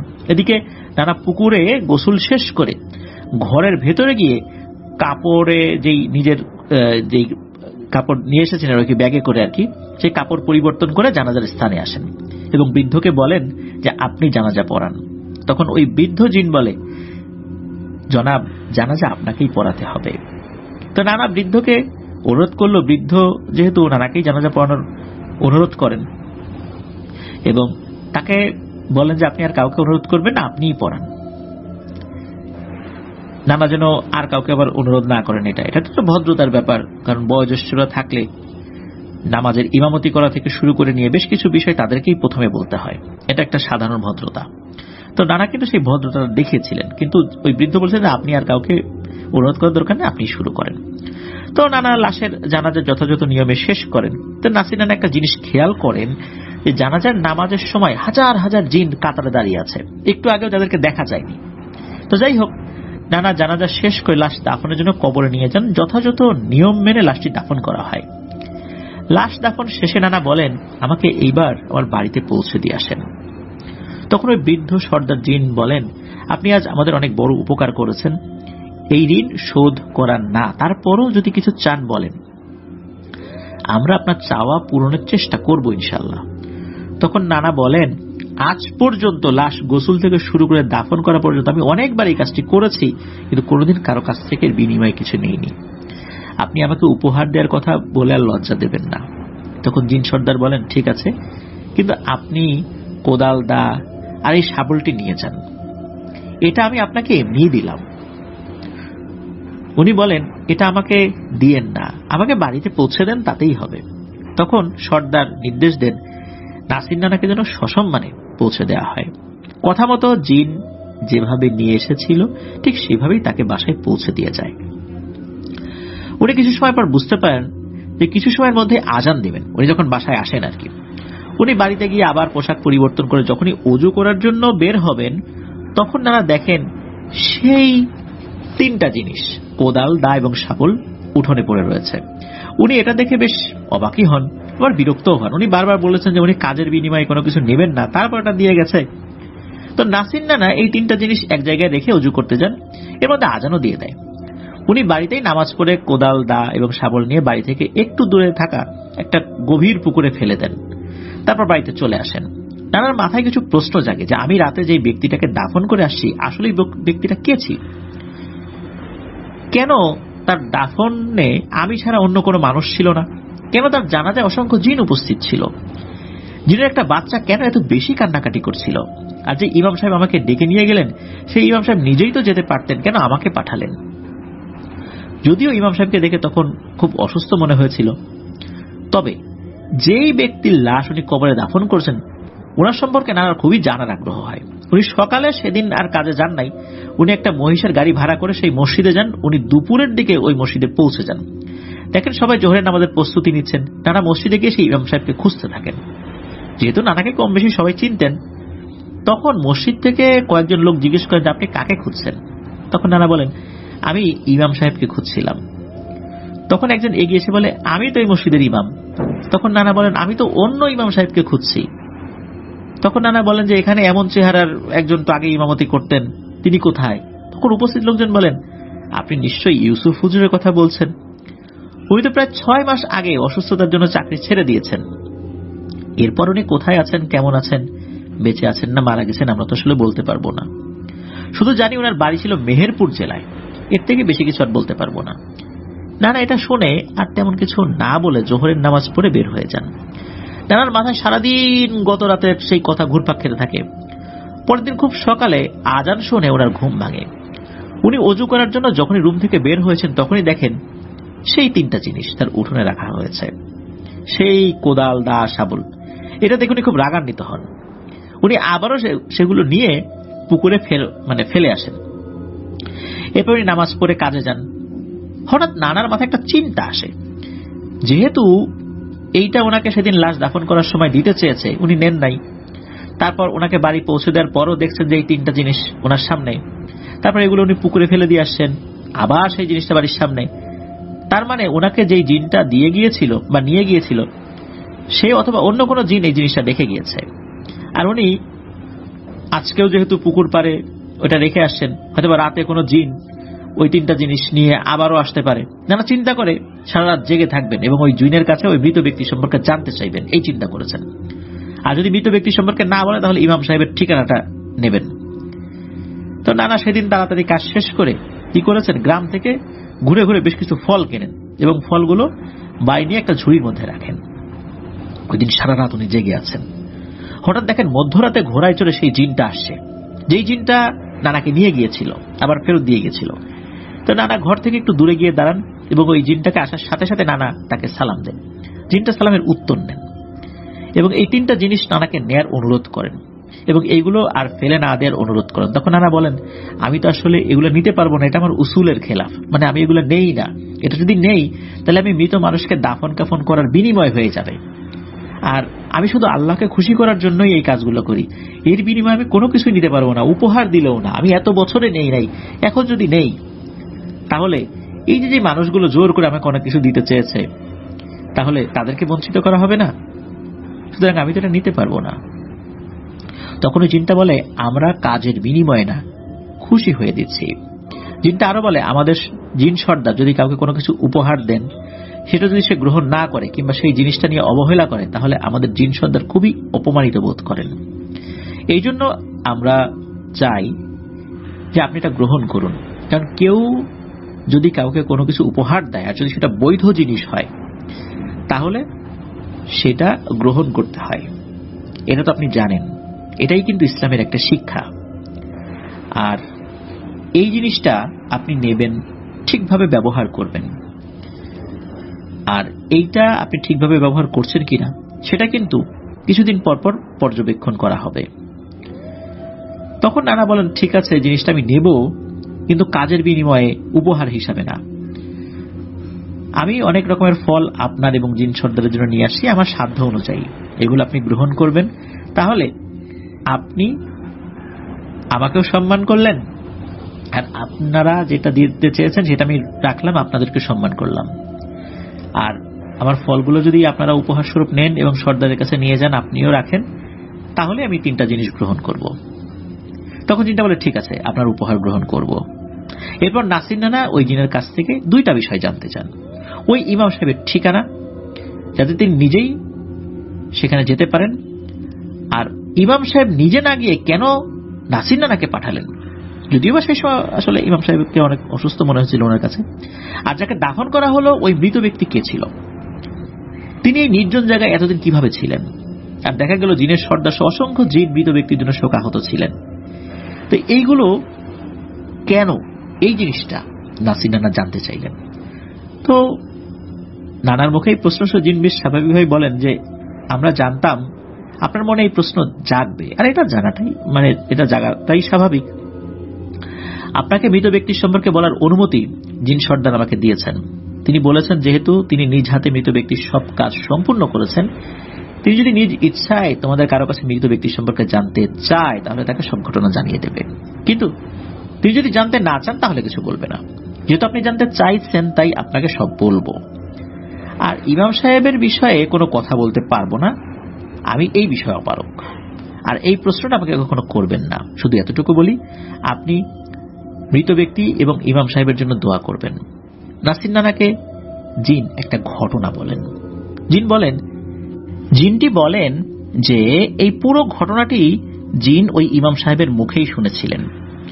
জিন বলেন, যাকে নাসির নানা দাফন করেছেন তার নাম ছিল কুতুব শাহী। 1900 সালের দিকে বর্তমান মেহেরপুর জেলার গাংনী উপজেলার সাহারবাটি ইউনিয়নের কাজলা নদীর ধারে এই কুতুব শাহীর বাড়ি ছিল। উনি এবং ইমাম সাহেবের বাবা ছিলেন একজন কোরআনে হাফেজ। ইমাম সাহেবের বাবা এবং কুতুব শাহী দুইজনই এতিম ছিলেন। তাদের বাড়ি ছিল ভারতের কলকাতায়। ওনারা দুজন ভারতের কলকাতার একটি নামকরা মাদ্রাসা থেকে কোরআনে হাফেজ হওয়ার পর তাদেরকে কোরআনের শিক্ষা ছড়িয়ে দেওয়ার জন্য মেহেরপুর জেলায় পাঠানো হয়। মূলত মাদ্রাসা থেকে একটা ঠিকানা দেওয়া হয়, সেখানে এই ইমাম সাহেবের বাবা এবং কুতুব শাহী, এই কুতুব শাহী চাচাকে তাদেরকে যখন ঠিকানা দেওয়া হয়েছে, তারা তো দুইজন বন্ধু মিলে মাদ্রাসার শিক্ষকের দেওয়ার ঠিকানা অনুযায়ী চলে আসছেন এখানে, এবং দেখেন একজন বৃদ্ধ লোক মাদ্রাসায় বসে আছেন। তো ইমাম সাহেবের বাবা এবং ওই কুতুব শাহী চাচা ওই বৃদ্ধের সাথে দেখা করেন এবং মাদ্রাসার শিক্ষক যে তাদেরকে পাঠিয়েছেন তারা ওই বৃদ্ধকে সেটা জানান। বৃদ্ধ তাদেরকে দেখে খুব খুশি হন। ওই বৃদ্ধ জানান যে আমি এখানকার মানুষের কোরআন শিক্ষা দিতাম, তারাও আগ্রহের সাথে কোরআন শিখতে আসতো, আমার তো অনেক বয়স হয়ে গেছে, এই কারণে আমি তো এখন নিয়মিত তাদেরকে শিক্ষা দিতে পারি না, শরীরও আর কুলায় না। এই জন্য আমি তোমার মাদ্রাসার প্রধানকে কয়েকবার জানিয়েছি এখানে দুটো ছেলে দিতে, যারা এই মাদ্রাসার হাল ধরবেন। তিনি আমাকে আশ্বস্ত করেছিলেন পাঠাবেন। যাই হোক, তোমরা আসছো, আমি অনেক খুশি হয়েছি। আল্লাহ তোমাদের ইসলামের পথে কবুল করুন। এরপরই ইমাম সাহেবের বাবা এবং এই কুতুব শাহী চাচা ওই মাদ্রাসার সবাইকে কোরআনের আলোয় আলোকিত করতে থাকেন। এভাবে কেটে যায় 3 বছর। বৃদ্ধ হুজুরটি বার্ধক্যজনিত কারণেই মারা যান। তখন থেকে এই মাদ্রাসার সম্পূর্ণ দায়িত্ব এসে পড়ে এই ইমাম সাহেবের বাবা এবং কুতুব শাহী চাচার উপরে। তারা মাদ্রাসায় রান্না করতেন, এখানেই থাকতেন। মাদ্রাসায় থাকা অবস্থায় ইমাম সাহেবের বাবা এবং কুতুব শাহী চাচা অন্যের জমিতে শ্রম দিতেন, এর থেকে কিছু টাকা পেতেন। তো এই টাকা দিয়ে এই ইমাম সাহেবের বাবা এবং কুতুব শাহী চাচা নিজেদের যে প্রয়োজনগুলো হতো সেই প্রয়োজনে খরচ করতেন এবং বাকি টাকাটা জমা করতেন। তাদের আর একটা দিক ছিল, এই জমানো টাকার একটা অংশ থেকে মানুষকে সাহায্য করতেন, যেমন রাস্তাঘাট মেরামত, কোনো অসহায় মানুষের বাজার করে দেয়া, কোনো এতিম অসহায় ছেলে মেয়ের বিয়েতে খরচের জন্য সহযোগিতা করা, কারো অসুখ হলে অর্থ দিয়ে সাহায্য করা। এভাবে তারা দুজন এলাকার মানুষের প্রিয় ব্যক্তি হয়ে ওঠেন এবং গ্রামে কোরআনের আলো যাতে ছড়িয়ে দেওয়া যায় সেই চেষ্টা তো অব্যাহত ছিল। কোরআন শিখছিল মানুষ, মানে বিভিন্ন বয়সের মানুষই তাদের কাছ থেকে কোরআন শিখতে থাকে। এভাবে কিছুদিন যাওয়ার পর ওই গ্রামের একজন ব্যক্তির কাছ থেকে কাজলা নদীর ধারে এক টুকরো জমি কেনেন ওনারা। পরে ওই জমিতে মাটির ঘর তৈরি করেন কুতুব শাহী চাচা। এরপর কুতুব শাহী চাচা উনি বিয়ে করেন গ্রামের এক এতিম মেয়েকে। বিয়ের পর বউ নিয়ে তার বাড়িতেই উঠেছেন। তো মাদ্রাসা থেকে চাচার বাড়ি ছিল বেশ দূরে, পায়ে হেঁটে যেতে 40 মিনিটের মতো লাগতো। তার কাজলা নদীর ধারে কিছু গাছপালা ছিল, তার একটু দূরেই একটা মাটির রাস্তা ছিল। তো উনি ওই রাস্তা ধরে বাড়িতে যাতায়াত করতেন। এই রাস্তা একটা বিশাল আকৃতির বট গাছ ছিল। দিনের বেলায় যারা এই রাস্তায় চলাচল করতেন তারা এখানে বিশ্রাম নিতেন। আর এই বট গাছের পাশে ছোট্ট একটা ঘরে একটা বৃদ্ধ থাকতেন। উনি খুব পরহেজগার মানুষ ছিলেন। ওই বট গাছের পাশে একটা মসজিদ স্থাপন করেন, ওখানে তা গ্রামের মানুষকে নিয়ে নামাজ পড়াতেন আর কি। উনি ওই সময় মানুষের বাড়ি গিয়ে ইসলামের শিক্ষাটা পৌঁছে দেওয়ার চেষ্টা করতেন। ওই সময় কাউকে সাপে কামড় দিলে ওই বৃদ্ধের কাছে নিয়ে আসতে আল্লাহর ইচ্ছায় নাকি অধিকাংশ সময়ই সেই সাপে কাটা রোগী সুস্থ হয়ে যেত। কেউ কালো জাদু দ্বারা আক্রান্ত হলে তার ট্রিটমেন্ট করতেন ওই বৃদ্ধ এবং আল্লাহর ইচ্ছায় সুস্থ হয়ে যেতেন অসুস্থ রোগীরা। তো ওই বৃদ্ধ গ্রামের মানুষকে তান্ত্রিক, কবিরাজ, ওঝা এদের কাছে যেতে নিষেধ করতেন। এই বৃদ্ধের কাছে মাঝে মাঝে রাতে অনেক জিন আসতো। সারা রাত এই বৃদ্ধের কাছে তারা শিক্ষা নিত এবং শোনা যায় সেই সময় গ্রামে গ্রামে বেশি পরিমাণ ডাকাতি হতো বিধায় গভীর রাত্রে এই বৃদ্ধের কথায় বিশাল আকৃতির দুটো সাপ নাকি গ্রাম পাহারা দিত। এই সাপ দুটিকে গ্রামের অনেকেই দেখতে পেয়েছে, তবে এই সাপ দুটি দ্বারা কেউ কখনো ক্ষতির সম্মুখীন হয় নাই। আর গ্রামের লোকজন জানতো যে এই সাপ দুটো আসলে কি, এজন্য তারা কখনো আঘাত করেনি। জিনেরা নাকি এই বৃদ্ধের খাবারের ব্যবস্থা করতেন। এই কুতুব শাহী চাচা মাঝে মাঝে ওই বৃদ্ধের কাছে বসতেন, তার কাছ থেকে অনেক কিছু শিক্ষা নিতেন। মাঝে মাঝে ওই বৃদ্ধের জন্য বাসা থেকে খাবারও নিয়ে আসতেন। তো এত বিস্তারিত বলা হচ্ছে ঘটনাটি আসলে বোঝার জন্য আর কি। তো কুতুব শাহী চাচা প্রতিদিন খুব ভোরে তো উঠতেন, প্রয়োজনীয় কাজ শেষ করে মাদ্রাসার উদ্দেশ্যে রওনা দিতেন। তো মাদ্রাসার এশার নামাজটা শেষ করে বাড়িতে ফিরতেন। উনি যত রাতই হোক বাসায় চলে আসতেন। এদিকে ইমাম সাহেবের বাবা, উনি আবার মাদ্রাসার পাশেই বিয়ে করেছিলেন, এই জন্য উনি মাদ্রাসায় বেশি সময় দিতে পারতেন। তো বিয়ের 1 বছরের মাথায় কুতুব শাহী চাচার একটা ছেলে সন্তান হয়। তো মাটির ঘর ছিল তার, এই মাটির ঘরে বেশ সুখে শান্তিতেই ছিলেন সবাই। ধীরে ধীরে ছেলেটি বড় হতে থাকে। ছেলের বয়স 7 বছর তখন। ছেলেটা খুবই চঞ্চল, আর নদীর পাড়ি বাড়ি হওয়ায় ছোট থেকে মা বাবা বন্ধুদের সাথে নদীতে নামতেন। একদিন দুপুরের দিকে মাদ্রাসায় কিছু লোক আসেন বৃদ্ধকে খুঁজতে। যে বৃদ্ধটা ওই বট গাছের পাশে ওই যে ছোট ঘরে থাকতেন তাকে আর কি। তো তার পাশেই তো একটা ছোট্ট মসজিদ তৈরি করে উনি ছিলেন আর কি। তো তারা মাদ্রাসায় এসে জানান সকাল থেকে নাকি তাকে পাওয়া যাচ্ছে না, তিনি মাদ্রাসায় এসেছেন কিনা। তখন এই ইমাম সাহেবের বাবা এবং কুতুব শাহী চাচা বলেন যে ওই বৃদ্ধ তো এখানে আসেন নাই। তো এরপর ওই লোকগুলো চলে যান। ওই বৃদ্ধ মাঝে মাঝে মাদ্রাসায় আসতেন অবশ্য, এই জন্যই মূলত খোঁজ নিতে আসছিলেন তারা। আর যখন ওই বৃদ্ধ মাঝে মাঝে মাদ্রাসায় আসতেন এবং ছোট ছোট বাচ্চাদের দারুণ কিছু উপদেশ দিয়ে যেতেন, পাশাপাশি তাদের সাথে বেশ কিছু সময়ও কাটাতেন।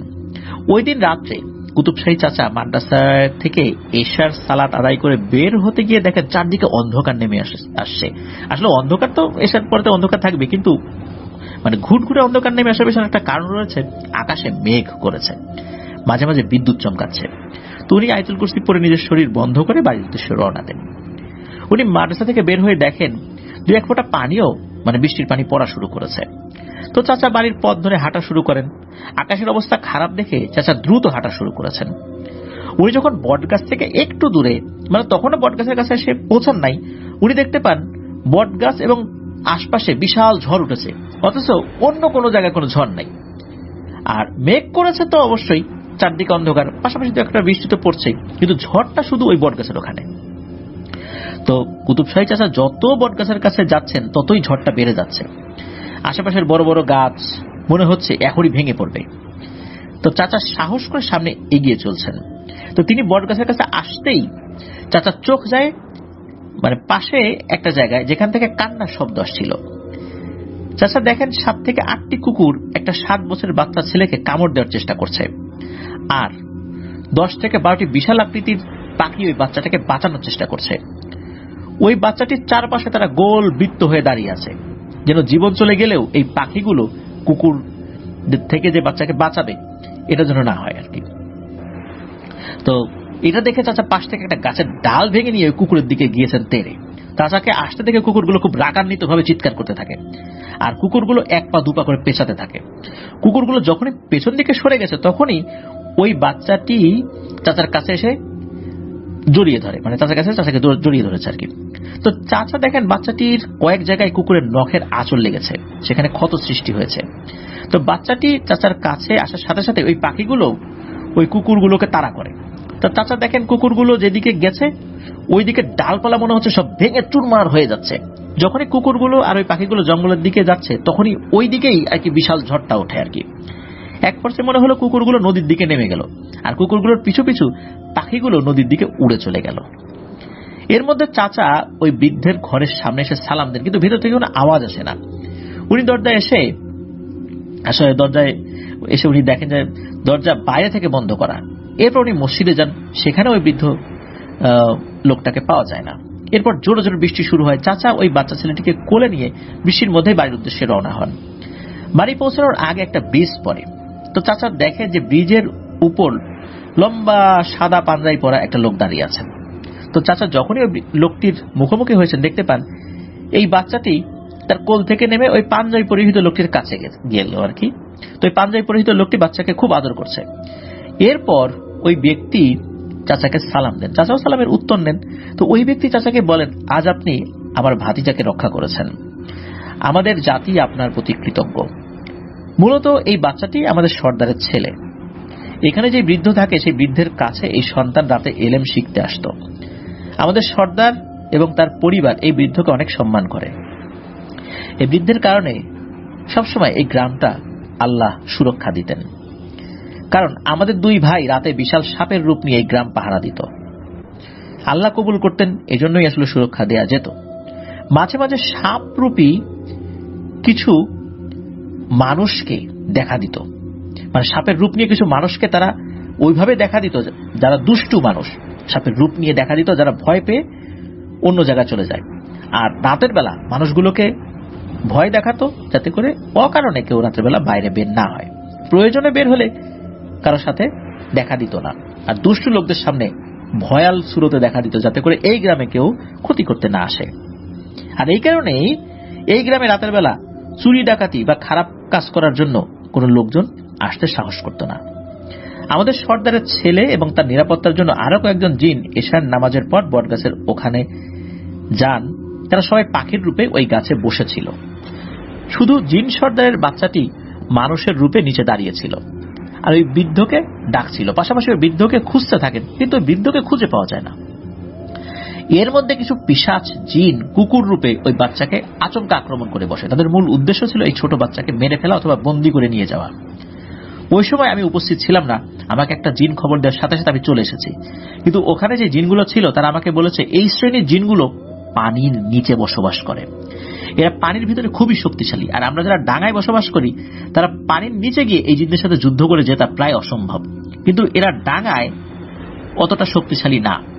তবে এই পানির জিন আচমকা কেন আক্রমণ করলো এখন আমরা বুঝতে পারি নাই। এদের সাথে আমাদের কোনো শত্রুতা ছিল না, তবে আমরা বিভিন্নভাবে খোঁজ খবর নিচ্ছি এই বিষয়টা জানার জন্য।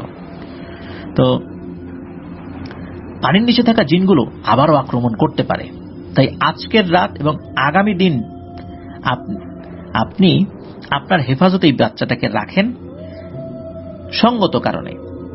এই বাচ্চাকে ইনশাল্লাহ আগামীকাল এশার নামাজ শেষে এই রাস্তা দিয়ে যাওয়ার সময় আপনার কাছ থেকে আমরা নিয়ে যাব। এর মধ্যে আপনি এই বাচ্চাকে প্রতিটা মুহূর্ত নিজের কাছে রাখবেন, কাউকে বলবেন না যে জিনের সন্তান, এমনকি আপনার পরিবারকেও না। আর যদি দেখেন আমাদের জাতির কেউ আমার রূপ ধরে বা অন্য কোনো রূপ ধরে নিতে আসছেন, তখন বাচ্চাটি নিজ ইচ্ছায় যদি যেতে চায় তাকে যেতে দিবেন, কারণ আপনি না বুঝলেও ও বুঝতে পারবে যে কে আসছে। তাছাড়া কোনোভাবেই আজকে রাত এবং আগামীকাল বাচ্চাটিকে ছাড়বেন না, এবং এই বাচ্চাটিকে আপনার পরিবারের লোকজনও যেন দেখতে না পায়। তখন কুতুব শাহী চাচা বলেন, আমার পরিবারে তো আমার স্ত্রী এবং 7 বছর একটা ছেলে আছে, আমি যদি এই বাচ্চাকে নিয়ে বাড়ি যাই তাহলে তোরা সবাই দেখেই ফেলবে। তখন চিন্তা বলে, আচ্ছা ঠিক আছে, আপনি চোখটা বন্ধ করুন। তো কুতুব শাহী চাচা যখন চোখ বন্ধ করেন, মাত্র কয়েক সেকেন্ড পর আবার যখন চোখটি খুলতে বলেন, চোখ খুলে দেখেন ওই বাচ্চাটি তার পাশে নেই। তো উনি ক্ষণিকের জন্য চমকে ওঠেন, কিন্তু ওই জিনটা তার সামনে কিন্তু দাঁড়িয়ে আছে তখন চাচা দেখেন ওই জিনের হাতের উপর ছোট্ট একটা সাদা পাখি বসে আছে। চাচা এটা দেখে বুঝতে পারেন যে ওই ছোট্ট সাদা পাখিটাই তার সাথে থাকা ওই বাচ্চাটি। এরপর চাচা এবং ওই জিন পাখিটাকে নিয়ে বাড়ির রাস্তা ধরে হাঁটতে থাকেন। এক পর্যায়ে চাচা দেখেন দুই পাশ থেকে বেশ অনেকগুলো পাখি তাদের পাশ দিয়ে উড়ে যাচ্ছে। চাচাও বুঝতে পারেন যে আসলে ব্যাপারটা কি। এক পর্যায়ে চাচা বাড়িতে চলেও আসেন, তখন তার সাথে থাকা জিনকে চাচা বিদায় দিয়ে বাড়ির ভেতরে চলে আসেন। চাচা রুমে ঢোকার আগেই পাখিটাকে নিজের পাঞ্জাবির ভেতরে লুকিয়ে দরজায় নক করেন। কিছু সময় পর চাচি এসে দরজা খুলে দেন এবং জিজ্ঞেস করেন আজকে এত রাত হলো কেন। তখন চাচা বলেন, বৃষ্টির মধ্যে তো তাই আসতে দেরি হয়ে গেছে।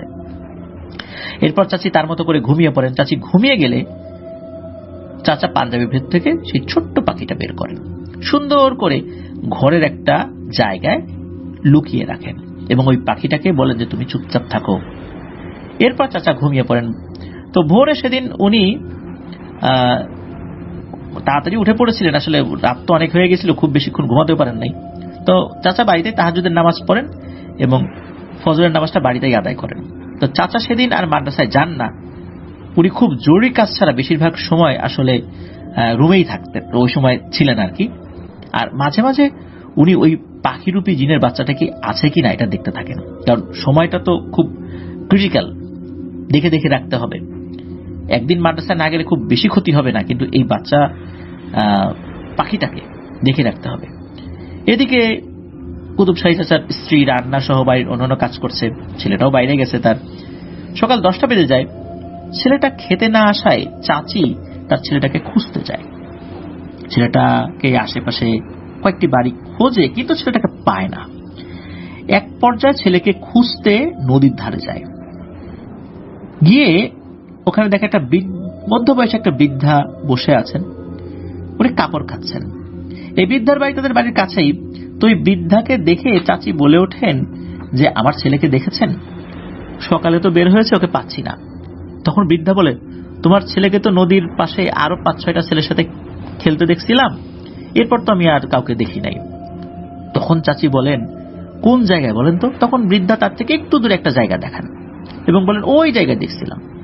তখন চাচি বলেন যে সাথে যারা ছিল তাদের নাম কি একটু বলতে পারবেন? তখন ওই বৃদ্ধা সবগুলো বাচ্চার নাম বলেন, কারণ ওরা তো ওই গ্রামেরই বাচ্চা ছিল, তাই জন্য ওই বৃদ্ধা তাদেরকে চিনতেন।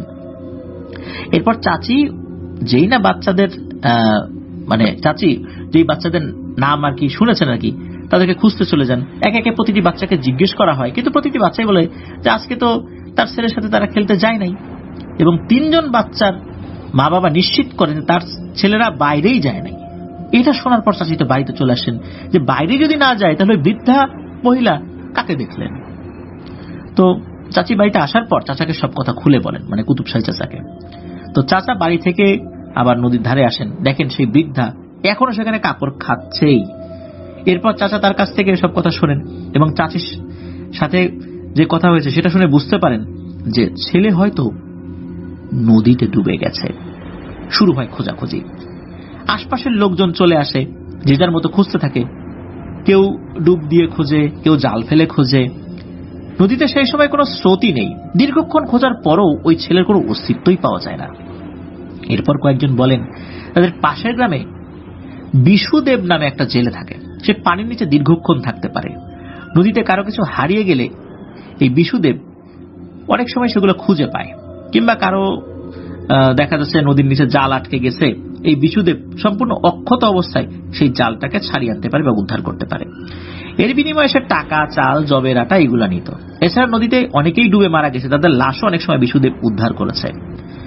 আর এসব কাজের জন্য সে কোনো টাকা নিত না, জীবিত হোক বা মৃত হোক। শুধু মানুষ উদ্ধার করার জন্য সে টাকা নিত না, অন্যান্য কাজের জন্য সে টাকা নিত আর কি। তো ওই সময় গ্রামের দুইজন ব্যক্তি ওই পাশের গ্রামে যান। সৌভাগ্যবশত গিয়ে বিশুদেবকে তার বাড়িতেই পাওয়া যায়। বিশুদেবকে গিয়ে বাচ্চাটি হারানোর কথা বললে বিশুদেব তাড়াতাড়ি চলে আসেন। এর মধ্যে দুপুর হয়ে গেছে। তো বিশুদেব নদীর ধারে এসে সেই বৃদ্ধার সাথে কথাও বলেন এবং তার দেখানো জায়গায় বিশুদেব খুঁজতে থাকেন। তো বিশুদেব বেশ কয়েকবার ডুব দিয়ে আবার ওঠে, কিন্তু সে বাচ্চাটির সন্ধান পায় না। এর মধ্যে একবার ডুব দিয়ে বিশুদেব আর ওঠে না। সবাই হতবাক হয়ে যায়। ছেলেটিকে খুঁজতে গিয়ে কি বিশুদেব নদীর গভীরে ডুবে গেল? এমনিতেই তো গ্রামের মানুষ একটা শোকের মধ্যে দিয়ে যাচ্ছে। এরই মধ্যে আবার বিশুদেব ঘন্টাখানেক হয়ে গেছে সে নদীতে ডুব দিয়েছে, কিন্তু এখনো উঠছে না। লোকজন কি হয়, এই বিশুদেবকে খুঁজতে আবার নদীতে নেমেছে। সবাই খুব দুশ্চিন্তার মধ্যে সময় পার করছে। এরই মধ্যে হঠাৎ করে কিছু একটা ভাসতে দেখে লোকজনের মধ্যে একটা ভয়ের আবহ সৃষ্টি হয়। এটা কি ভেসে উঠছে? এর মধ্যে যারা পানিতে নেমেছিল, যারা খুঁজছিল, তারা ওই ভাসমান বস্তুটার দিকে এগিয়ে যায়। তারা যখনই কাছে গিয়ে দেখতে পায় এইটা একটা লাশ, এবং এই লাশটি সেই বৃদ্ধর যিনি বট গাছের কাছে থাকতেন এবং গতকাল সকাল থেকে তাকে অনেক খোঁজাখুঁজি করেও কেউ পায়নি। সবাই মিলে লাশ ধরাধরি করে নদীর তীরে নিয়ে আসে। এই বৃদ্ধের লাশ দেখা মাত্রই বুঝতে পারে যে এসব স্বাভাবিক নয়, গতকাল ঘটে যাওয়া সব ঘটনা আর এখন যেগুলো ঘটছে সব একই সূত্রে গাঁথা। উনি আরো বিমর্ষ হয়ে যান। আগে থেকেই সন্তান হারানোর শোকে কাতর ছিলেন। এই বৃদ্ধের লাশ দেখার পর চাচা বুঝতে পারেন তার ছেলের সাথে হয়তোবা খারাপ কিছু ঘটেছে। এর মধ্যে গ্রামে খবর উঠে যায় বৃদ্ধের লাশ পাওয়া গেছে। সবাই মিলে সেই লাশ বট গাছের কাছের মসজিদে নিয়ে যাওয়ার সিদ্ধান্ত নেন। এরই মধ্যে সবাই দেখে নদীর মাঝখান থেকে হঠাৎ পানি 10-12 ফুট উপরে ফুলে উঠেছে। এরই মধ্যে সবাই দেখেন ওই ভেসে ওঠা জায়গা থেকে বিশুদেব ভেসে উঠছে এবং বিশুদেব সাঁতরে তীরের দিকে আসছে। এরই মধ্যে বিশুদেব উপরে উঠে আসে। সবাই বিশুদেবকে দেখে বুঝতে পারে সে খুব ভয় এবং আতঙ্কের মধ্যে আছে। বিশুদেব নদীর তীরে আসতেই বৃদ্ধের লাশ দেখে চমকে ওঠেন এবং মাটিতে বসে পড়েন। এরপর কিছু সময় লাশের দিকে তাকিয়ে বাকরুদ্ধ হয়ে থাকেন। এরই মধ্যে বিশুদেবকে সবাই জিজ্ঞেস করে, 1.5 ঘন্টা তুমি পানির নিচে কিভাবে ছিলে, কোথায় ছিলে, আর ওই ছেলেটার কোনো খোঁজ পেয়েছ? বিশুদেব নির্বিকার ভাবে একজনকে খুঁজছে। মনে হচ্ছে এখানে সবাই তার অচেনা। আস্তে আস্তে তার ঘোর কাটতে থাকে। এরপর সে হঠাৎ করে বলে ওঠে যে ছেলেটি হারিয়ে গেছে, তার পরিবার কোথায়? তখন ছেলেটির বাবা এই কুতুবশাহী চাচা এগিয়ে আসেন। চাচাকে দেখে বিশুদেব বলেন, আপনি আমার সাথে এক পাশে আসুন। তখন বিশুদেব চাচাকে নিয়ে এক পাশে যান। তিনি চাচাকে বলেন, আমি নদীর গভীরে বারবার ডুব দিয়ে ছেলেটিকে খোঁজার চেষ্টা করতে থাকি।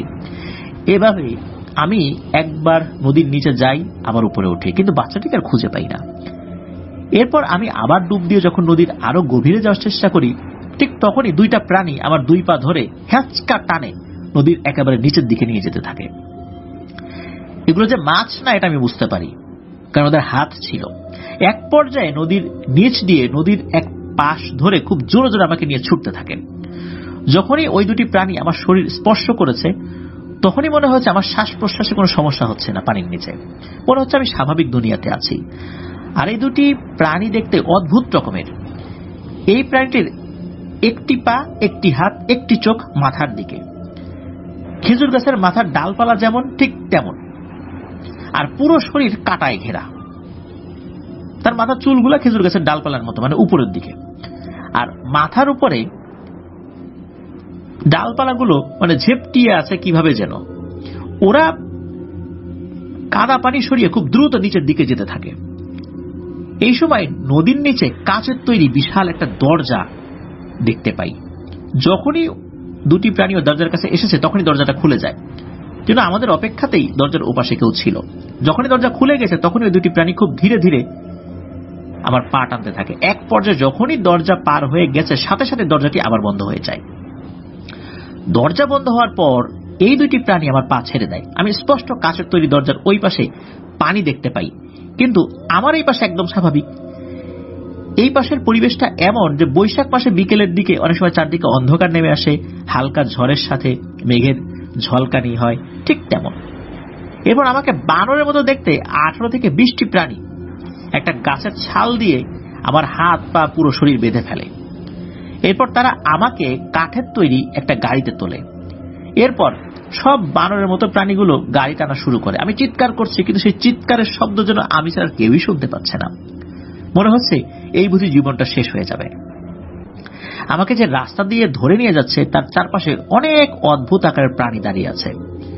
যেমন অনেকগুলোর মুখ সাপের মতো, অনেকগুলোর মাথা কুকুরের মতো, কারো কারো পুরো শরীর কাঁটাযুক্ত, কারো এক পা, এক হাত, এক চোখ, মানে বিভিন্ন ধরনের, আবার মাথা কাটা ঘোড়া, লম্বা লম্বা এরকম। তো এই রাস্তার দুই পাশে খুব ভয়ঙ্কর ভাবে এরা দাঁড়িয়ে আছে এবং আমাকে দেখছে। এদেরকে দেখে তো আমার প্রাণ যায় যায় অবস্থা। আমাকে একটা গাছের সাথে বেঁধে ফেলা হয়। তার সামনে কিছু অংশ দেখা যাচ্ছে, কিন্তু এরপর কালো কুয়াশায় ঢাকা। সামনের দিকে দূরে আর কিছুই দেখতে পাচ্ছি না। মনে হচ্ছে আমার চোখের সামনে কালো কুয়াশা। কুয়াশা তো সাদা হয়, কিন্তু মনে হচ্ছে কালো কুয়াশা।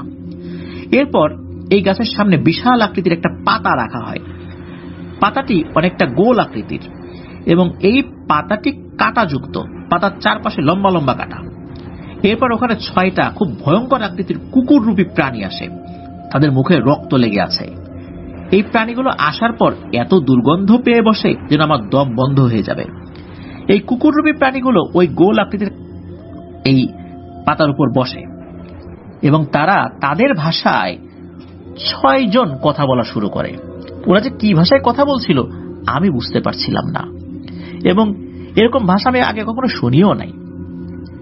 আর এর আগে কিন্তু কখনো কেউ আমার সাথে কথাও বলে নাই, খালি আমি দেখছিলাম। এই 6টা ভয়ঙ্কর কুকুররূপী প্রাণী প্রথম কথা বলে। আর তাদের চেহারাটা এমন ছিল যে পুরো শরীরটা নিচের দিকে, একটা পা উপরে একটা হাত, কিন্তু মুখের জায়গায় কুকুরের মতো। এরা কিছুক্ষণ বসে নিজেদের ভাষায় কথা বলে। এরপর ওদের জন্য খাবার নিয়ে আসে। যখন ওদের খাবার দেওয়া হয়, খাবারগুলো আরো দুর্গন্ধে ভরা। এই কুকুররূপী প্রাণীগুলো শরীর থেকে এবং তাদের দেওয়া খাবারগুলো থেকে এতটাই দুর্গন্ধ আসছে যে আমার জন্য সহ্য করা অনেক কঠিন হয়ে গিয়েছিল। মনে হচ্ছে আমি যে কোনো সময় অজ্ঞান হয়ে যাব অথবা মারা যাব।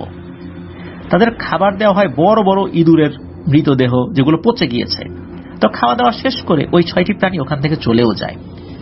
এরপর বানর আকৃতির ওই প্রাণীগুলো একটা লাশ নিয়ে এসে আমার সামনে রাখে। লাশটি দেখে আমি চিনতে পারি, কারণ এই বৃদ্ধ আশেপাশের মানুষের চিকিৎসা করতেন। তার চিকিৎসায় মানুষ সুস্থ হয়ে যেত। আমি আগেও তাকে অনেকবারই দেখেছি। এরপর মানুষের মতো দেখতে একজন সামনে আসে, যার মুখমণ্ডল কোনো পুড়ে যাওয়া মানুষের মতো। তাছাড়া 2 পা, 2 হাত, 2 চোখ, সব মানুষের মতোই। সে এসে বলে, এই লাশটিকে নদীর উপরে ভাসিয়ে দিয়ে আসো এবং এই মানুষটিকে যেখান থেকে ধরে নিয়ে এসেছো সেখানে দিয়ে আসো। তখন বানর আকৃতির অনেকগুলো প্রাণী এসে লাশটি নিয়ে যায় এবং আমাকে বলে, তুই যে বাচ্চাটিকে খুঁজতে আসছিস সেই বাচ্চাটি আমাদের কাছেই আছে। এই বলেই ওই ব্যক্তি একটা জোরে চিৎকার দেয়। অমনি কালো কুয়াশার ভেতর থেকে কয়েকটি বানররূপী প্রাণী ওই বাচ্চাটিকে নিয়ে আসে। আমি দেখি ছেলেটি অচেতন অবস্থায় শুয়ে আছে, তার শরীরে কাটা ফোটারও হয়েছে। আমাকে কয়েক মুহূর্ত দেখানোর পর আবার সেই বানররূপী প্রাণীগুলো বাচ্চাটিকে নিয়ে কুয়াশার ভেতরে চলে যায়। এরপর ওই ব্যক্তি আমাকে বলে যে এই বাচ্চাটি এখনো জীবিত আছে। তার শরীরে যে কাটাগুলো গেঁথে রাখা হয়েছে, এই কাটাগুলি খুবই বিষাক্ত। যত দ্রুত এই কাটাগুলো এই বাচ্চার শরীর থেকে তুলে ফেলা যাবে, সে তত দ্রুত সুস্থ হয়ে যাবে। কিছু সময় আগে যে 6টি প্রাণীগুলো দেখেছিস, এই 6টি প্রাণী হচ্ছে একটা গোত্রের ভয়ঙ্কর পিশাচ। এরা খুবই শক্তিশালী। এরা আমাদের মেহমান হিসাবে এখানে এসেছে। যে বৃদ্ধের লাশ নিয়ে গেছে, ওই বৃদ্ধকে এই 6 পিশাচী হত্যা করেছে। এরা ভারতের এক অঘরী সাধকের শিষ্য। সে যা আদেশ দেয় তারা তাই মেনে চলে। আর এই 6 পিশাচের কথায় আমরা এই নদীর নিচে যারা থাকি তারা মেনে চলতে বাধ্য। তোকে আমি জীবিত এবং অক্ষত অবস্থায় ছেড়ে দিচ্ছি, তুই গিয়ে এই ছেলের পিতাকে বলবি তার কাছে যে একটা বাচ্চা ছেলে আছে তাকে যেন তোর কাছে দিয়ে দেয়, তাহলে আমরা এই বাচ্চাকে ছেড়ে দেব। এই কথা তুই এই বাচ্চার পিতা ছাড়া আর কাউকে বললে তুই এবং তোর পরিবারকেও কিন্তু কোনোদিন যদি নদীতে পাই তাহলে কিন্তু শেষ করে ফেলবে একদম। ছেলেটির পিতা যখন তোর কাছে কিছু দেবে তুই ওইটা নিয়ে নদীর সেই জায়গায় ডুব দিবি যেখানে আমরা তোকে ছেড়ে দেব। তবে তুই ডুব দিয়ে ওই ছেলেটা আমাদের কাছে দিলে আমরা এই ছেলেকে আবার তোর কাছে সাথে সাথেই দিয়ে দিব, তোর কোনো ক্ষতি করব না, তোকে আবার ঠিক মতো চলে যেতে দেব। মাগরিবের আজানের আগেই ওই ছেলেটাকে নিয়ে তোকে আমাদের কাছে আসতে হবে। যদি এর মধ্যে না আসতে পারিস তাহলে এই ছেলের লাশ নেওয়ার জন্য প্রস্তুত থাকতে বলবি। মনে রাখবি যেই 6টি ভয়ঙ্কর প্রাণীরূপী পিশাচকে দেখেছিস তারা এই বাচ্চার পিতার কাছে যেই ছেলেটি রয়েছে তাকে নেয়ার মাগরিবের আগ পর্যন্ত অপেক্ষা করবে। যদি এই সময়ের মধ্যে ওকে না পায় তাহলে এই ছেলেকে মেরে ফেলবে। তবে মাথায় রাখবি ওই ছেলেটাকে কিন্তু তোকেই নিয়ে আসতে হবে। আমি তখন তাকে বলি, ওখানে তো এখন অনেক মানুষ, এত মানুষের ভিড়ে ওই বাচ্চাটাকে নিয়ে আমি কিভাবে আসব? তখন আমাকে বলে, তোকে যেটা বলছি তুই শুধু এইটা ওই ছেলের পিতাকে বলবি, বাকিটা সে কিভাবে দিয়ে আসবে কি করবে সেটা পরে দেখা যাবে। তারপর তারা আমাকে যেভাবে নিয়ে গিয়েছিল সেভাবেই দিয়ে গিয়েছে, কিন্তু কোন বাচ্চা কার বাচ্চা আমাকে কিছু বলে নাই। আর আমি পানির নিচে যা যা দেখেছি এবং যা যা বলেছি এগুলো কিন্তু ওদের কাছ থেকেই শোনা। আর আমাকে এটাও বলে দেওয়া হয়েছে এই কথা জন্য আমি আপনাকে ছাড়া আর কাউকে না বলি। বিশুদ্বীপের কথা শুনে কুতুব শাহী চাচার চোখ দিয়ে পানি চলে আসে। তখন মাগরিবের আজান দিতে অনেক সময় বাকি। চাচা কিছু সময় চিন্তা করেন, বিশুদেবকে বাড়িতে চলে যেতে বলেন এবং বলেন, তুমি যা দেখেছো এটা কোনোদিন কাউকে বলবা না, আর কেউ জিজ্ঞেস করলে বলবা অনেক খুঁজছি পাইনি, এই বলে তুমি এখান থেকে চলে যাবা, এটা তোমার কাছে আমার অনুরোধ। এই কথা বলার সময় কুতুব শাহী চাচার চোখ দিয়ে পানি পড়ছিল। একথা শুনে বিশুদেব আর কারোর সাথে কথা না বলে তিনি বাড়ির উদ্দেশ্যে চলে যান। এর মধ্যে সব জায়গায় রটে গিয়েছে যে বৃদ্ধের লাশ পাওয়া গেছে। যারা ওই বৃদ্ধকে খুঁজছিল তারাও চলে আসে। তো কুতুব শাহী চাচা সবাইকে ওই বৃদ্ধের লাশ নিয়ে বট গাছের ওখানে যেতে বলেন, ওখানে জানাজা পড়িয়ে মসজিদের পাশেই দাফন করার ব্যবস্থা করতে বলেন। এই সময় চাচা ভালো করে দেখেন ওই বৃদ্ধের শরীরে কামড়ের দাগ আছে, তবে পুরো লাশটি খুব যে মানে বিকৃত হয়ে গেছে বিষয়টা এরকম না, কিছু কিছু জায়গায় কামড় দিয়েছে, তবে মাংস তুলে নেয়নি আর কি। তো যাই হোক, এরপর সবাই লাশ নিয়ে চলে যায়। ওদিকে সন্ধ্যা ঘনিয়ে আসছে, আস্তে আস্তে নদীর ধারে লোকজন কমে আসে, মাত্র কয়েকজন ওখানে দাঁড়িয়ে আছে। এর মধ্যে মাগরিবের আজানও দিয়ে দেয়। চাচা ওখানে ওযু করে সালাত আদায় করেন। ওরা নামাজ পড়া শেষ হওয়ার কিছু সময় পরেই দেখেন নদীর পানি কোনো কারণ ছাড়াই লাফালাফি শুরু করেছে। এটা দেখে চাচা সবাইকে পানিতে নামতে নিষেধ করেন। মিনিটখানিক পর নদীর পানি শান্ত হয়ে যায়। তখন দেখেন তার ছোট্ট ছেলের লাশ ভেসে উঠেছে। তখন চাচা নিজেই নদীতে নেমে লাশের দিকে আগাতে থাকেন। এটা দেখে ওখানে যারা ছিল সবাই একসাথে নদীতে নেমে পড়েন এবং সবাই একসাথে লাশ ডাঙায় নিয়ে আসেন। এরপর চারদিকে কান্নার রোল পড়ে যায়। চাচা যতই ধৈর্যশীল মানুষ হন না কেন, সন্তানের লাশ সামনে রেখে কি ধৈর্য ধরা যায়? তিনিও কান্নায় ভেঙে পড়েন। এরপর লাশ বাড়িতে নিতে চাইলে চাচা বলেন, এই লাশটি সেই বৃদ্ধের লাশের কাছে নিয়ে যাওয়া হোক এবং ওখানে আরো একটি কবর খুঁড়তে বলো। তার কথা মতো সেখানে খবর দেওয়া হয় এবং লোকজন ওখানে আরেকটি কবর খোঁড়ে। এরপর চাচা নিজ হাতে লাশ দুটিকে গোসল করান। তারপর রাতেই লাশগুলোকে দাফন করে বাড়িতে চলে আসেন। বাড়ি এসে দেখেন তার বাড়িতে তার স্ত্রীর সাথে গ্রামের মানুষজন সবাই আছে। তিনি সবাইকে বাড়ি যেতে বলেন। এর মধ্যে প্রতিবেশী এক চাচিকে রাতে তার স্ত্রীর সাথে থাকার অনুরোধ করেন। চাচি রাজি হন। এরপর সবাই সবার মতো চলে যায়। চাচা জেগে থাকেন। মাঝরাতে উনি সেই ছোট্ট পাখিটা নিয়ে বাড়ি থেকে বের হন। উনি বাড়ি থেকে কিছু দূর যাওয়ার পর দেখেন তার দুই পাশ ঘিরে অসংখ্য পাখি উড়ে বেড়াচ্ছে, যার চতুর্দিকে বৃত্তাকারে উঠছে এবং উনিও আগাচ্ছেন। ওই বৃত্তাকারে উঠতে উঠতে পাখিগুলো আগাচ্ছে। চাচা হাঁটতে হাঁটতে ওই বটগাছের কাছে যান এবং গিয়ে দেখেন অসংখ্য জুব্বা পরিহিত মানুষ দাঁড়িয়ে রয়েছে। সবাই শোকে বিহ্বল, কারো মুখে কোনো কথা নেই। চাচা দেখেন গতরাতে ব্রিজে দেখা হওয়া সেই যুবক জিনটিও সামনের দিকেই দাঁড়িয়ে আছে। এবং তার পাশে একজন বৃদ্ধা দাঁড়িয়ে। চাচা বুঝতে পারেন এখানে যারা আছেন তারা সবাই জিন, এই পাখিটা নিয়ে যাওয়ার জন্য তারা এসেছে। চাচা সেই পাখিটাকে এক যুবকের হাতে তুলে দেন, সেই যুবক যার হাত থেকে পাখিটা উনি নিয়েছিলেন। এই পাখিরূপী জিনের বাচ্চাকে তুলে দেওয়ার সময় কুতুব শাহী চাচা কান্নায় ভেঙে পড়েন। তারপরও নিজেকে সামলে নিয়ে বলেন, আমি আপনাদের দেয়া আমানত রক্ষা করেছি, আপনার এই বাচ্চা ছেলেটাকে সাবধানে রাখবেন। তখন ওখান থেকে একজন বৃদ্ধ বলে ওঠেন, আমি এই বৃদ্ধের পিতা, আমি অনেক মানুষ দেখেছি, কিন্তু আপনার মতো আমানতদার মানুষ খুব কম দেখেছি। আমারও অনেক বয়স হয়েছে, আর এই বৃদ্ধের সন্তান সন্তানটি আমার নাতি। আজ আমাদের একজনকে বাঁচানোর জন্য আপনি যে ত্যাগ করলেন, আমাদের গোত্র সারা জীবন আপনার কাছে ঋণী থাকবে। এর মধ্যেই চাচার অগোচরেই সেই পাখিরূপী জিনের বাচ্চাটি 7-8 বছর একটা বাচ্চার রূপ ধারণ করেছে। চাচা বাচ্চাটিকে আদর করলেন এবং বললেন, আমি আপনাদের কাছ থেকে এখন বিদায় নিতে চাচ্ছি, আমার মনটা ভালো নাই। তখন ওখানে থাকা বৃদ্ধ একটা জিন, তিনি বলেন, আপনার কাছে একটা অনুরোধ করব, আপনি কখনো এই নদীতে নামবেন না। চাচা বলেন, ঠিক আছে। এরপর সবাইকে বিদায় দিয়ে চাচা বাড়িতে চলে আসেন। চাচা বাড়িতে আসার পথে দেখেন তার দুই পাশে অসংখ্য পাখি তাকে ঘিরে রেখেছে। এরপর তিনি বাড়িতে আসলে পাখিগুলো চলে যায়। এরপর চাচা চাচিকে একটা বিষয় নিষেধ করেন যে কখনো চাচিও যেন এই নদীতে না নামেন। এভাবেই সন্তান হারানোর শোক নিয়ে দিন যেতে থাকে চাচা চাচির। এরপর কেটে যায় আরো 9টি বছর। একদিন চাচি 3 প্রতিবেশীর সাথে নদীর তীর ঘেঁষে এক মেয়ের বিয়ে বাড়িতে যান। ওখান থেকে ফিরতে ফিরতে সন্ধ্যা হয়ে যায়। চাচি 3 প্রতিবেশীর সাথে নদীর ধার দিয়ে ফিরছিলেন। হঠাৎ করে চাচি চিৎকার করা শুরু করে যে আমাকে কুকুরে খেয়ে ফেললো। সাথে থাকা প্রতিবেশীগুলো বলে, কই এখান থেকে কোনো কুকুর নেই, কি হয়েছে তোমার? তখন চাচি চিৎকার দিয়ে বলেন, আমাকে বাঁচাও, একটি বিশাল আকৃতির কুকুর আমার পা কামড়ে ধরে নদীর দিকে নিয়ে যাচ্ছে।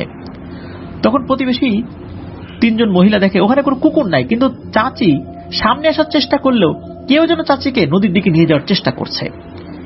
এরপর তারা 3 জন জোরে চিৎকার করতে শুরু করে। যেহেতু একটু দূরেই বাড়ি ছিল, মানে বিয়ে বাড়ি ছিল, সেখান থেকে লোকজন দ্রুত চলে আসে, এসে চাচিকে হাঁটু পানির মধ্যে কোনো কিছু টেনে নিয়ে যাচ্ছে ওই অবস্থায় তারা দেখে। এবং প্রতিবেশী 3 জন চাচিকে জোর করে ধরে রেখেছে, অলরেডি হাঁটু পর্যন্ত বাড়িতে নামিয়ে ফেলেছে, কিন্তু কোনোভাবে 3 জন চাচিকে সামনে আনতে পারছে না। বিয়ে বাড়ি থেকে প্রায় 15-20 জন লোক একসাথে গিয়ে চাচিকে ধরে। ঠিক তখনই চাচি দেখতে পাই ওই কুকুরের মতো প্রাণীটি তার পা ছেড়ে দিয়ে নদীর গভীরে চলে গেল। এরপর সবাই মিলে চাচিকে ধরাধরি করে ডাঙায় নিয়ে আসে এবং দেখে সত্যি চাচির পায়ে কামড়ের দাগ এবং সেখানে গভীর ক্ষত হয়ে গিয়েছে। এরপর সবাই মিলে তাকে বাসায় নিয়ে আসে আর কি। তো চাচা তো এইসব শুনেছেন, উনি নিজে একজন ভালো কবিরাজ দেখান। এরপর চাচির মধ্যে একটা অদ্ভুত পরিবর্তন দেখা যায়। হঠাৎ করে বাড়ির ভেতরেই বলে উঠতেন, ওই যে বিশাল বড় কুকুর, আমাকে খেয়ে ফেলবে। চাচা বলতো, এখানে তো কোনো কুকুর নেই, এটা তো মনের ভয়। কিন্তু চাচি বলতো, না, ওখানে কুকুর দাঁড়িয়ে আছে। আস্তে আস্তে এই সমস্যাটা বাড়তেই থাকে। চাচা অনেক ভালো মানের ডাক্তার কবিরাজ দেখিয়েছিলেন ওই সময়, কিন্তু কোনো কিছুতেই চাচি আর সুস্থ হন না। একটা পর্যায়ে এইভাবেই চাচি মারা যান। চাচি মারা যাওয়ার পর চাচা মানসিকভাবে ভেঙে পড়েন। এরপর উনি ঠিকভাবে খাওয়া দাওয়া করতেন না, ঠিকভাবে মাদ্রাসায় যেতেন না।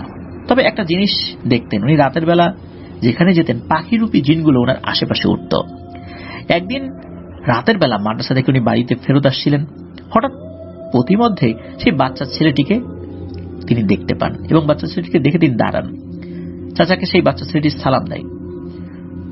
চাচা ওই বাচ্চা ছেলেটিকে দেখে কোলে তুলে নেন এবং আদর করতে থাকেন। এরপর দেখেন অসংখ্য জুব্বা পরিহিত জিনেরা মানুষের সুরত নিয়ে কুতুব শাহী চাচার কাছে আসেন। তারা বলেন, আমরা আপনার কাছে একটা দাবি নিয়ে আসছি। আগে আমাদের জিনেদের বাচ্চাদেরকে কোরআন শিক্ষা দিতেন যে বৃদ্ধ চাচা, উনি তো মারা গেছেন। উনি তো মারা যাননি, ওনাকে মেরে ফেলা হয়েছে। তখন ওই জিনটা বলেন যে এই বৃদ্ধ চাচা এই গ্রামে আসার পর এই গ্রামের মানুষের বিপদ আপদে পাশে দাঁড়াতেন। উনি বিভিন্ন রোগের সঠিক ওষুধ দিতেন এবং রোগীরা সুস্থ হয়ে যেত আল্লাহর রহমতে। সাপে কামড় দিলে উনি একটা বিশেষ গাছ দিতেন, বেশিরভাগ রোগী সুস্থ হয়ে যেত আল্লাহর রহমতে। এর পাশাপাশি উনি কোরআনের শিক্ষা দিতেন, এর বিনিময়ে কোনো টাকা পয়সা কোনো কিছুই নিতেন না। এটা দেখে আশেপাশের কয়েক গ্রামের লোকও চিকিৎসা নিতে আসতেন। এই কারণে আশেপাশের যত ওঝা, কবিরাজ, তান্ত্রিক ছিল সবাই ওই বৃদ্ধকে হিংসা করত। তারা জানতো এই বৃদ্ধের কাছে শক্তিশালী জিন আসা যাওয়া করে, আর এই জিনগুলো বিশাল আকৃতির সাপ হয়ে রাতে পাহারা দিত। এর মধ্যে এক কবিরাজ ছিল যার কাছে খুবই খারাপ জিন ছিল। সেই জিনের মাধ্যমে জানতে পারেন যে সে এক জিনের বাচ্চার সন্তানকে নিয়মিত কোরআন শিক্ষা দেন, তাকে সহজে ক্ষতি করা যাবে না। এই শুনে কবিরাজ, সবগুলো কবিরাজ একজোট করেন। একজোট করে ভারতের এক অঘরী পিশাচ সাধকের কাছে যান। এরা সবাই তাকে গুরু বলে সম্বোধন করেন এবং ওই বৃদ্ধের কাছে সবকিছু খুলে বলেন। তখন ওই বৃদ্ধ অঘরী সাধক কিভাবে এই বৃদ্ধকে ক্ষতি করা যায় তাকে এই চিন্তা করতে বলা হয়, কিভাবে এই আল্লাহওয়ালা বুজুর্গ মানুষটাকে ক্ষতি করা যায় এর একটা বিহিত করতে হবে, তা না হলে তো আমাদের ব্যবসা চলছে না। একথা শুনে অঘরী বৃদ্ধ সাধক বলেন, আমার কথায় নদীর এক শ্রেণীর পিশাচ জিন উঠা বসা করে, আমার কথা মানে, আমাকে গুরু মানে ওরা। যেহেতু তোমরা যেটা বলছো যে ওই বৃদ্ধ যেখানে থাকে তার পাশে একটা নদী আছে, আমি এখনই বলে দিচ্ছি, যখনই ওই বৃদ্ধ পানিতে নামবে তখনই ওই পিশাচগুলো তার প্রাণ নিয়ে নেবে। আর যেহেতু তোমরা বলেছো জিনের সন্তানকে ওই বৃদ্ধার কাছে পড়তে পাঠায়, আমি নদীর পুরো পিশাচ গোত্রকে নির্দেশ দেব যেভাবেই হোক জীবিত ওই বাচ্চাকে যেন আমার কাছে ধরে নিয়ে আসে, এবং আমি ওই বাচ্চাকে বন্দী করে ওই জিন জাতির কাছ থেকে স্বার্থ হাসিল করব। তোমাদের দরকার ছিল যে ওই বৃদ্ধ লোকটা মারা যাওয়া, সেটা হবে, আর আমার যেটা দরকার আমি সেটা নিয়ে নিব। তোমাদের সাথে এটাই আমার চুক্তি। এরপর তার অধীনে থাকা পানির 6টি পিশাচকে এই বিষয়ে নির্দেশনা দেওয়া হয়। তখন ওই পিশাচগুলো নদীতে এসে নদীতে থাকা অন্য পিশাচগুলো যেগুলো রয়েছে তাদের সাথেও এই বিষয়ে কথা বলে এবং ওই পিশাচগুলোকেও সাথে নিয়ে বটগাছ থেকে কিছুটা দূরে নদীতে অবস্থান নেয়। এই বৃদ্ধ চাচা প্রায় দিন গভীর রাত্রে গোসল করতেন। এটা ওনার একটা অভ্যাস ছিল, তাহাজ্জুদের নামাজের আগে গোসল করা। তো ওই দিনও প্রতিদিনের মতো উনি নদীতে গোসল করতে গেলে পানির নিচে থাকা পিশাচগুলো বৃদ্ধ চাচাকে ধরে নিয়ে তাদের বন্দিশালায় নিয়ে যায়। তখন ওই 6টি পিশাচের হাতে এই বৃদ্ধ চাচাকে তুলে দেওয়া হয়। এই পিশাচগুলো চাচার গলা টিপে হত্যা করে। ওই পিশাচগুলো বৃদ্ধ চাচার মাংস খাওয়ার চেষ্টা করলো, আল্লাহর কুদরতে সেটা পারেনি। এরপর ওই বৃদ্ধের লাশ থেকে সুঘ্রাণ আসতে থাকে, আর এই ঘ্রাণটা আবার ওরা সহ্য করতে পারেনি, এই জন্য তারা লাশটি আবার ফেরত দিয়ে দিয়েছে। আর তোমার স্ত্রীকে নদীর একটা পিশাচ প্রায় কামড় দিয়ে ধরে, তার ইচ্ছা ছিল তোমার স্ত্রীকে পানির নিচে নিয়ে যাবে, কিন্তু আল্লাহর অশেষ রহমতে মানুষ থাকায় এবং পরবর্তীতে আরো অনেক মানুষ চলে আসায় ওই পিশাচটা সেটা করতে সক্ষম হয়নি। মূলত এরপরে তার একটা ভয় কাজ করত, মানসিক সমস্যা সৃষ্টি হয়, আর এর থেকে সে মারা যায়। এই কথাগুলো আমরা অনেক কষ্টের মাধ্যমে সংগ্রহ করতে পেরেছি, কারণ পানির নিচে যে সকল পিশাচ শ্রেণীর জিন থাকে তাদের তথ্য সংগ্রহ করা খুবই দুরূহ। তুমি চাইলে নিজের সন্তানকে বাঁচাতে পারতে, সেক্ষেত্রে আমাদের জিন গোত্রের অনেক ক্ষতি হয়ে যেত। এই সন্তানকে বন্দী করে আমাদেরকে দিয়ে অনেক বাজে কাজ করাতো। যেহেতু তোমার সন্তান তো তুমি কুরবানি দিয়েছ, আমাদেরকেও অনেক পাপ কাজ থেকে বাঁচিয়ে দিয়েছ। তখন কুতুব শাহী চাচা তাদেরকে বলেন, বিশুদেব যখন জানায় যে তার হাতে আপনার সন্তানকে তুলে দিলে তার বিনিময়ে আমার সন্তানকে ফেরত পাবো, আমি তখনই তাকে বাড়ি পাঠিয়ে দিয়েছি, যেন কোনো সময় আমার মনের মধ্যে না আসে যে আমার সন্তানকে বাঁচাতে গিয়ে আপনার সন্তানকে বিপদে ফেলে দেই। তাই আমি সাথে সাথে ওখান থেকে ওকে চলে যেতে বলি, আর আল্লাহর ইচ্ছার উপর আমার সন্তানের ভাগ্য ছেড়ে দেই। সব কথা শেষ হলে জিনের সর্দার চাচার কাছে একটা অনুরোধ করেন, তিনি যেন ওই বৃদ্ধের মতো ওনাদের সন্তানদেরকেও কোরআন শিক্ষা দেন। এরপর চাচা জিন সর্দারকে বলেন, আমি ভেবে চিনতে জানাবো। এরপর চাচা বাড়িতে চলে আসেন। চাচা খেয়াল করতেন যে বেশ কয়েকটি জিন তার আশেপাশে থাকতো, এরা কুতুব শাহী চাচার সুরক্ষা দেওয়ার জন্য থাকতো।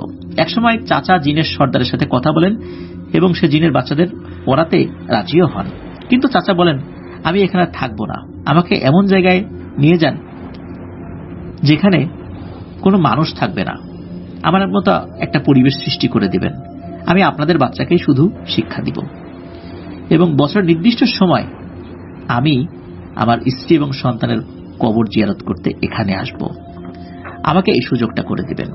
জিন সর্দার তার সব কথায় রাজি হয়ে যান। এরপর তিনি মূলত সেই জায়গায় চলে যান। আর এরপর সেই ইমাম সাহেবের আব্বাকে সব বিষয় খুলে বলেছিলেন। আর মাদ্রাসার সব দায়িত্ব ইমাম সাহেবের আব্বার হাতে দিয়ে এই কুতুব শাহী চাচা জিনদের সাথে চলে যান। মাঝে মাঝে তিনি আসতেন দেখা করার জন্য, তবে কখনোই ইমাম সাহেবের আব্বাকে ওই চাচার ওখানে নিয়ে যাননি। তো চাচা চাইতেন না যে জিনদের বিষয়ে মানুষ খুব বেশি বেশি জানুক, আর বেশি বেশি জানলে জিনেরাও সমস্যায় পড়ে। এরপর কুতুব শাহী চাচার বয়স বাড়তে থাকে। উনি জিনদের সর্দারকে বলেন, আমি মারা গেলে একজন কোরআনে হাফেজকে দিয়ে, মানুষকে দিয়ে তার জন্য সবকিছু করা হয়। যেহেতু এখানে উনি তো এক জিনের জগতে রয়েছেন, এখানে উনি মারা গেলে একজন মানুষকে নিয়ে আসতে হবে যিনি এসব কাজগুলো করবেন। এটাই ওনার ওসিয়ত ছিল। মূলত এই কারণেই এই কাজটি করা হয়েছে। এই কারণেই এই নাসির নানাকে সেখানে নিয়ে যাওয়া হয়েছিল, সেটা কুতুব শাহী চাচার ওসিয়ত অনুযায়ী। আর এই যে বাচ্চাটা, এটা সেই বাচ্চা যেই বাচ্চাটাকে এই কুতুব শাহী চাচা বা কুতুব শাহী হুজুর বাঁচিয়েছিলেন। এই কারণে এই বাচ্চাটা খুব কান্নাকাটি করছিল।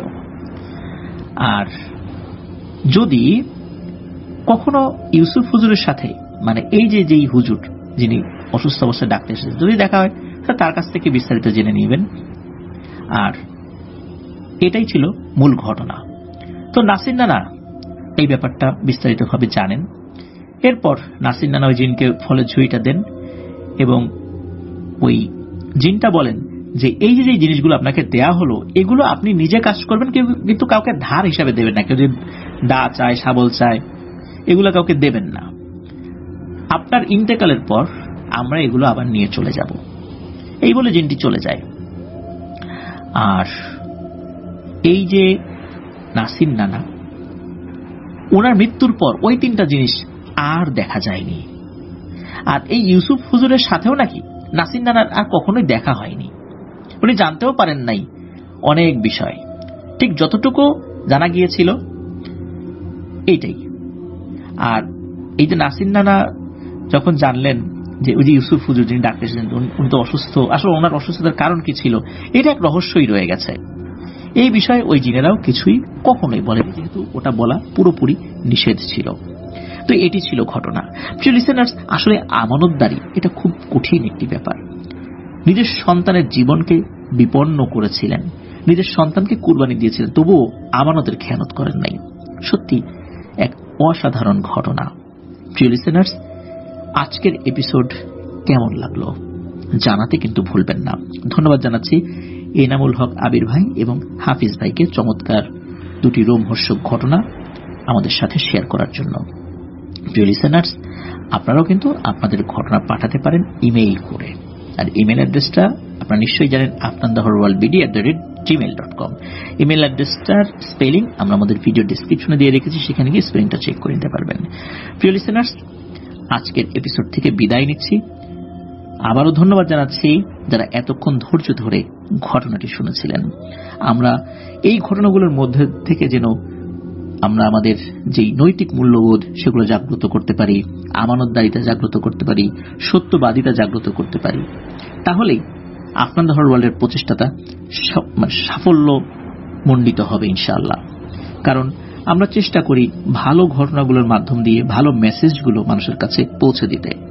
আর এই মেসেজগুলো পৌঁছানোর পর আপনারা যদি কিছুটা আমল করেন, তাহলে আমাদের এই কর্মকাণ্ড আল্লাহ তাআলার দরবারে কবুল হবে। আল্লাহ আমাদের সকল প্রচেষ্টাকে কবুল করুন। প্রিয় লিসেনার্স, আমার জন্য দোয়া করবেন, আমার পরিবারের জন্য দোয়া করবেন, আপনাদের জন্য দোয়া রইল, আপনাদের পরিবারের প্রত্যেকের জন্য দোয়া রইল। মহান আল্লাহ সুবহানাহু ওয়া তাআলা আমাদেরকে ভালো রাখুন, সুস্থ রাখুন, নিরাপদে রাখুন, আফনান দ্য ওয়ার্ল্ডের সাথে রাখুন। আসসালামু আলাইকুম। জিনটি বলেন যে এই পুরো